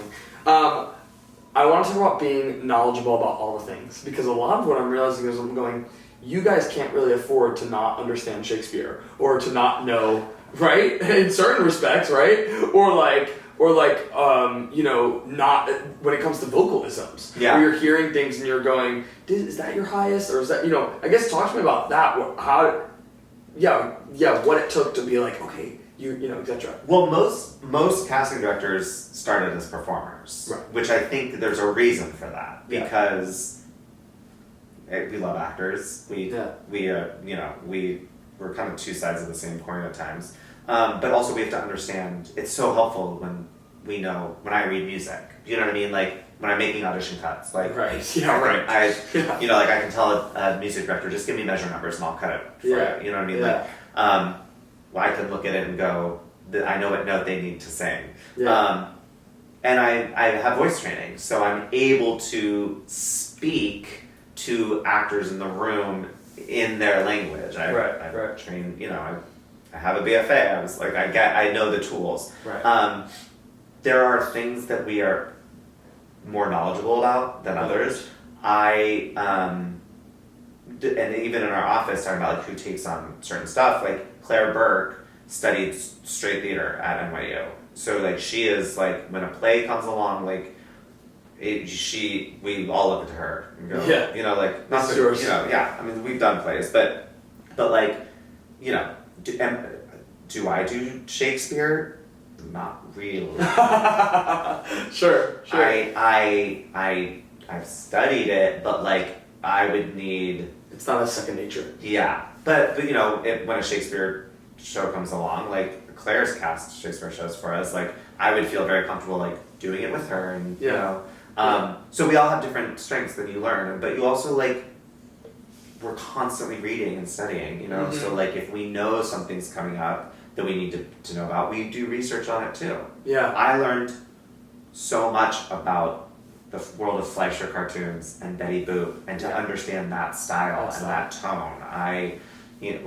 So even with Urinetown and Encores, like understanding like what that Brechtian sort of vibe is. Because even in musicals, I mean, you talk about Shakespeare, but it's like there's Sondheim compared to Lynn. Golden Age and and you got to know all of that. You got to know.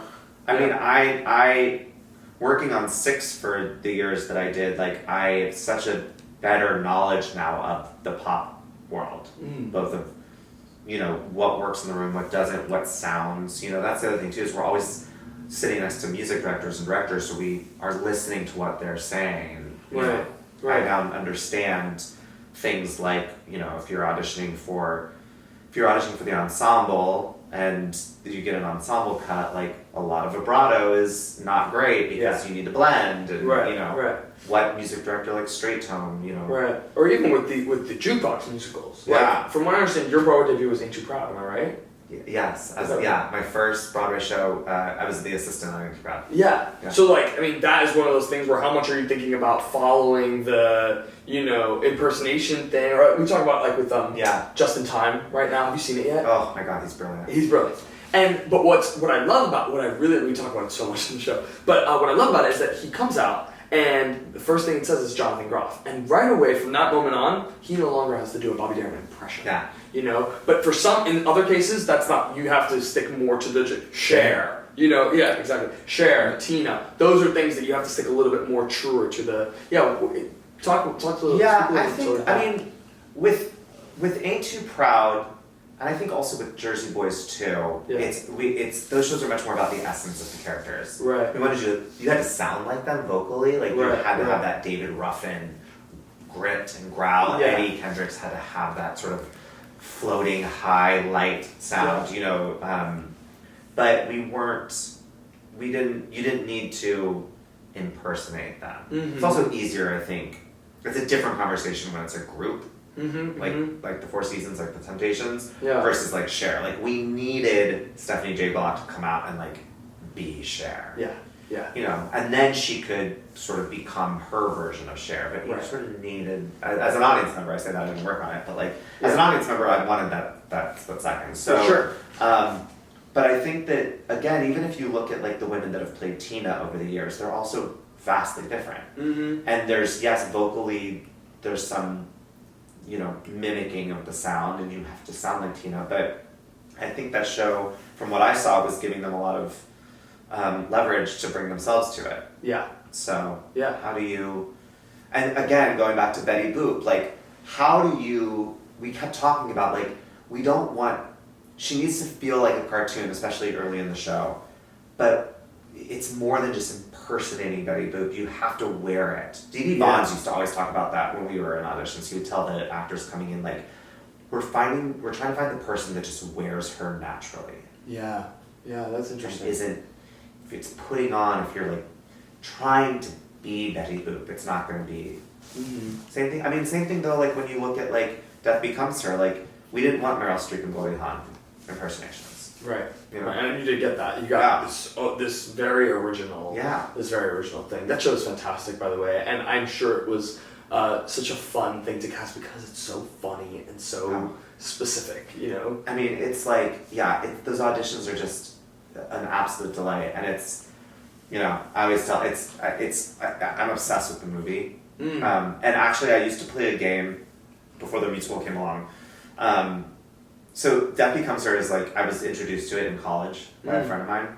And of course I was like, I'm obsessed immediately. And then it became kind of that movie that I was like, you know, you're out at the gay bar and you're talking about movies and there's the one friend that's like, I've never seen it. You're like, oh my God, we're going home immediately, we're watching it. So when I was on tour with Young Frankenstein, one night we watched, there was like 3 of us, and we were in a hotel and I was like, you guys, we have to watch Death Becomes Her, we gotta see it.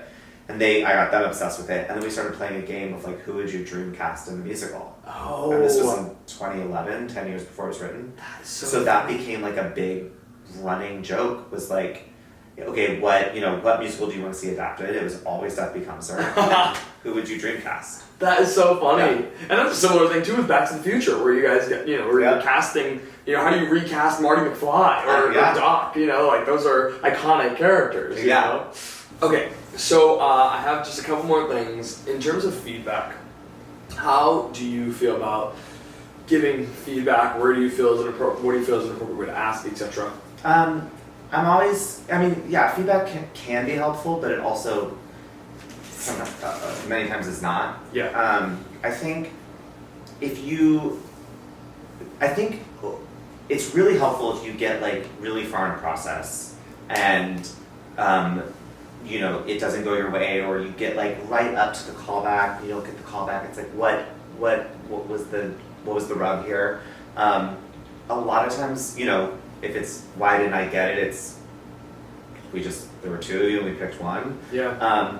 But I think especially early on in careers, like you can ask for feedback. Why didn't I make it to finals? Why did I get 2 callbacks and not the 3rd one? Like, because it could be something that like, you know, you did great. You got to let nerves get the better of you. I think if you're asking for feedback after like one audition, that's when it can be. It's like you don't want the answer at that point.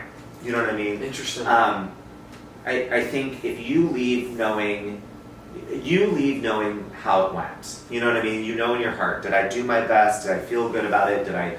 Was I as prepared as I could have been? If the answer to all of that is like, yes, I went great, and yes, I was prepared, then like, it's something that's either out of your control or like, you know, your voice just doesn't go high enough or whatever it is. Sure. And it's nothing that you can fix. Yeah. I think if you consistently also like, I get really close, I'm not booking, then it's like, okay, something's going on, what am I doing? Or I'm getting through dance calls, I'm always getting kept, and then I sing and I don't get the call back. So what is it? Do I need to get voice lessons? Do I need to get better material? Yeah. That's the stuff that's like helpful. Yeah, to note to yourself. This next thing is in regards to, this is a big conversation that's happening right now, and it's the matter of disenfranchised communities in terms of casting them and how you ride the line of casting, someone who's Jewish and someone who's not Jewish in a Jewish role, or someone who's not gay in a gay role, or etc. Or even the real specificity. Sometimes me personally, I go, well, but depending on how specific it is in terms of specific types of Latin X, Y, and Z into, okay, this person needs to be, depending on what it is. I think a lot of it rides on the creative team, but I guess speak to that. We set out to cast as authentically as possible. Yeah. We ask, there's a lot of questions we can't ask. Right, of course. So we turn to the actor or their agent or to sort of help guide us. Right. Are we on the right track? Is this the right fit? So I think it's an individual sort of responsibility to help us make sure that we're telling the story the way it should be told. Right. And are you the person to tell that story or not? Right. And it's okay if you're not. It is okay to tell us, no, right. I don't want to tell that story. I'm not right to tell that story. Right. I don't, it happens all the time, and we would never hold it against you. We never hold it against you if you say no to an audition. Right. Like, there's a million reasons why you say no. Yeah. So it's appreciated if you say, like, look, I know you think I'm this, I'm not, or I don't. That's not who I want to play. Right. But the goal is to cast authentically. Yeah. And it's such a fine line. It's such there's only so much that period. You know what I mean? I mean, going into it. Yeah. And those things are hard to gauge. Yeah, and there's things about people's identities that are on the outside, and there's stuff that's on the inside. So it's sometimes that's on purpose. Yeah, so it's we can't always presume. We try our best. Yeah. Yeah. Okay, we do this every time on the pod. We always manifest a dream guest. So I want to say that we feel really lucky to have you. You're our first casting director on, which is really big. And it feels fitting because I think that you're the casting director I've gone in for the most. I'm like, you're like my casting director. You know what I mean? But yeah, manifest a dream guest. It could be anyone. To be sitting in this chair. Yeah, I have two answers. I think. Yeah.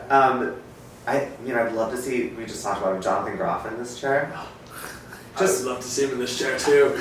He's so like. I think it'd be a good conversation, and he's such I've heard many interviews, of him, and I love him because he's obviously amazing and talented and like an amazing performer, but he's also like such a fan and champion of musical theater. Like, so it's fun to listen to him talk about it and listen to where he comes from, and he has great stories, and like he just like there's not a jaded bone in his body, and it's just so refreshing. And have you ever met him? A couple times, yeah. Me too, and he's been so specifically kind, like so intentionally kind.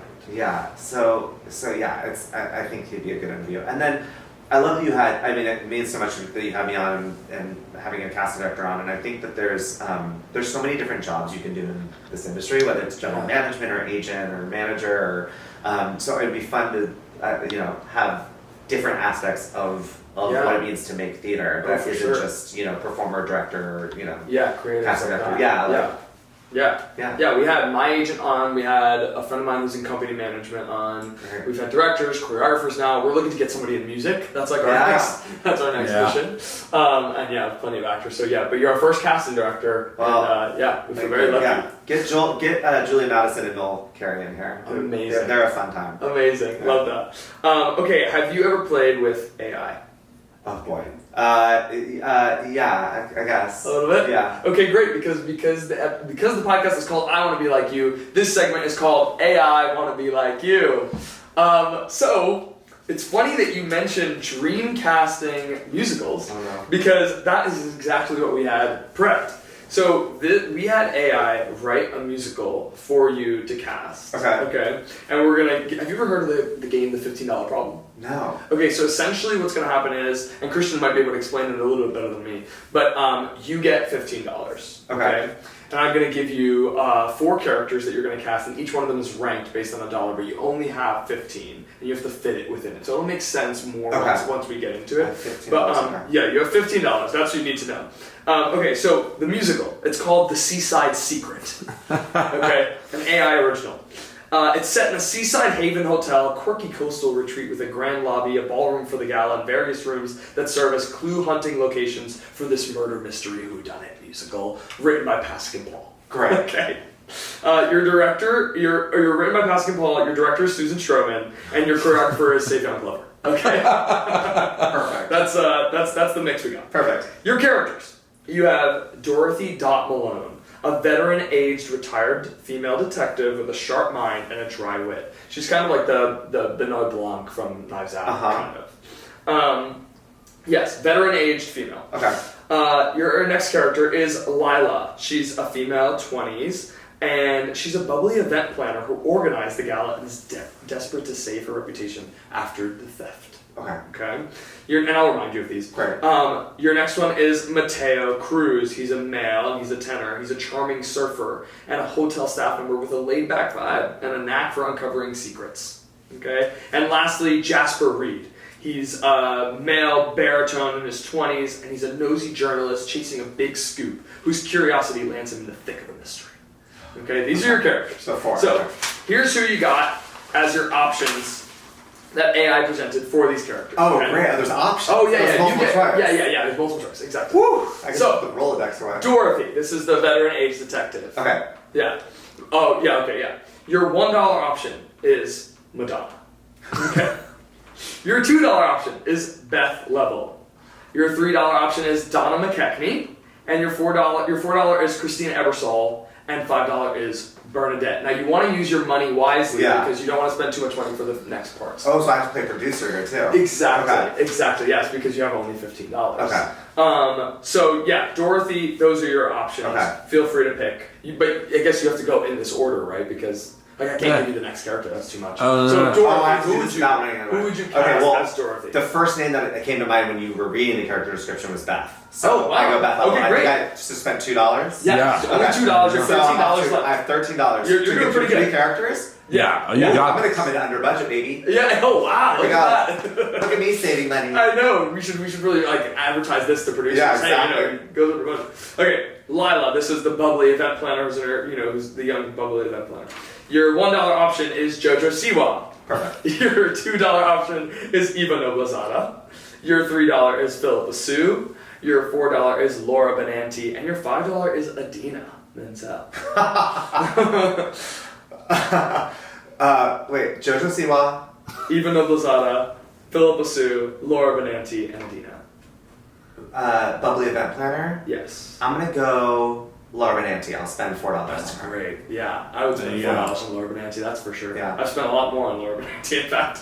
Okay, Laura Benanti. So now you have Laura Benanti and Beth Level. Those are your two female leads. Pretty stellar. That's a pretty stellar two female leads right there. You only spent $6. I'm good at casting female leads. You sure are. You sure are. And both of them are nominated for a Tony. Three of them are nominated for a Tony this year. May I direct your attention to Megan Hilty, Jennifer Simard, and Jasmine Amy Rogers? Exactly. Where's my ladies? Okay. Now your next option is Mateo. Mateo is the charming surfer who has a laid-back vibe. Okay. Your $1 is me.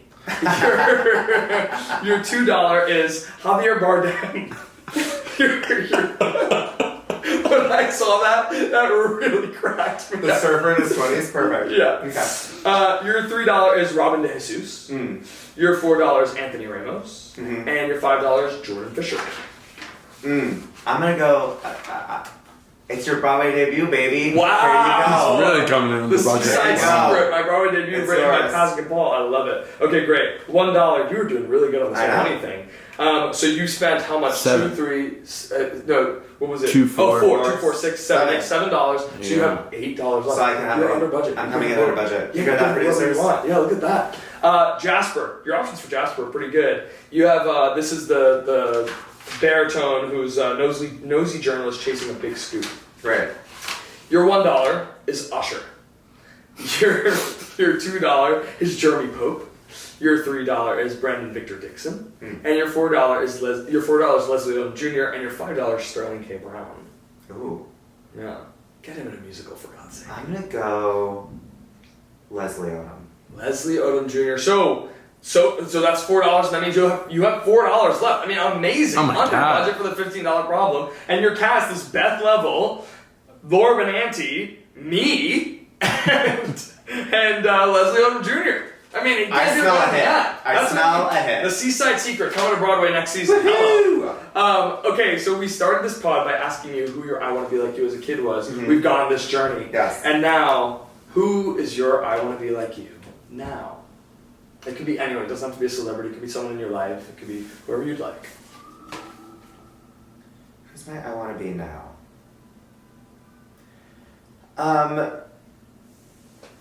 I in this moment in my life, I want to be like my dad. Your dad. Yeah, I probably spent my whole life trying to be that guy. But I, this year has been about stepping into this leadership role, this owner position, this Right. partner. And I grew up with my dad owned his own business, his own law firm all growing up, and I think I learned how to be a leader from him, and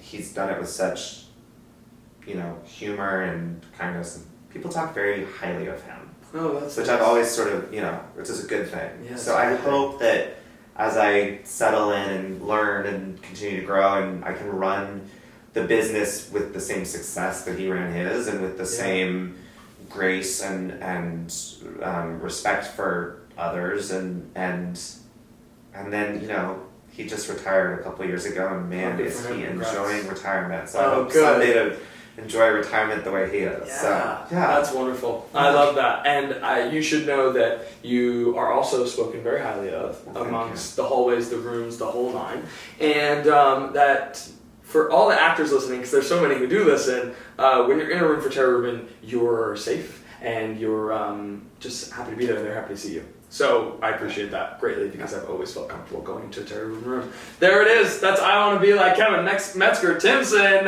Woo woo! yay. I Want to Be Like You with Elbi Cespedes is produced by Elbi and Christian Cespedes. Special thanks to Angelina Cespedes, Vincenzo Salvatore Cakes, and of course, Kevin Metzger-Timson.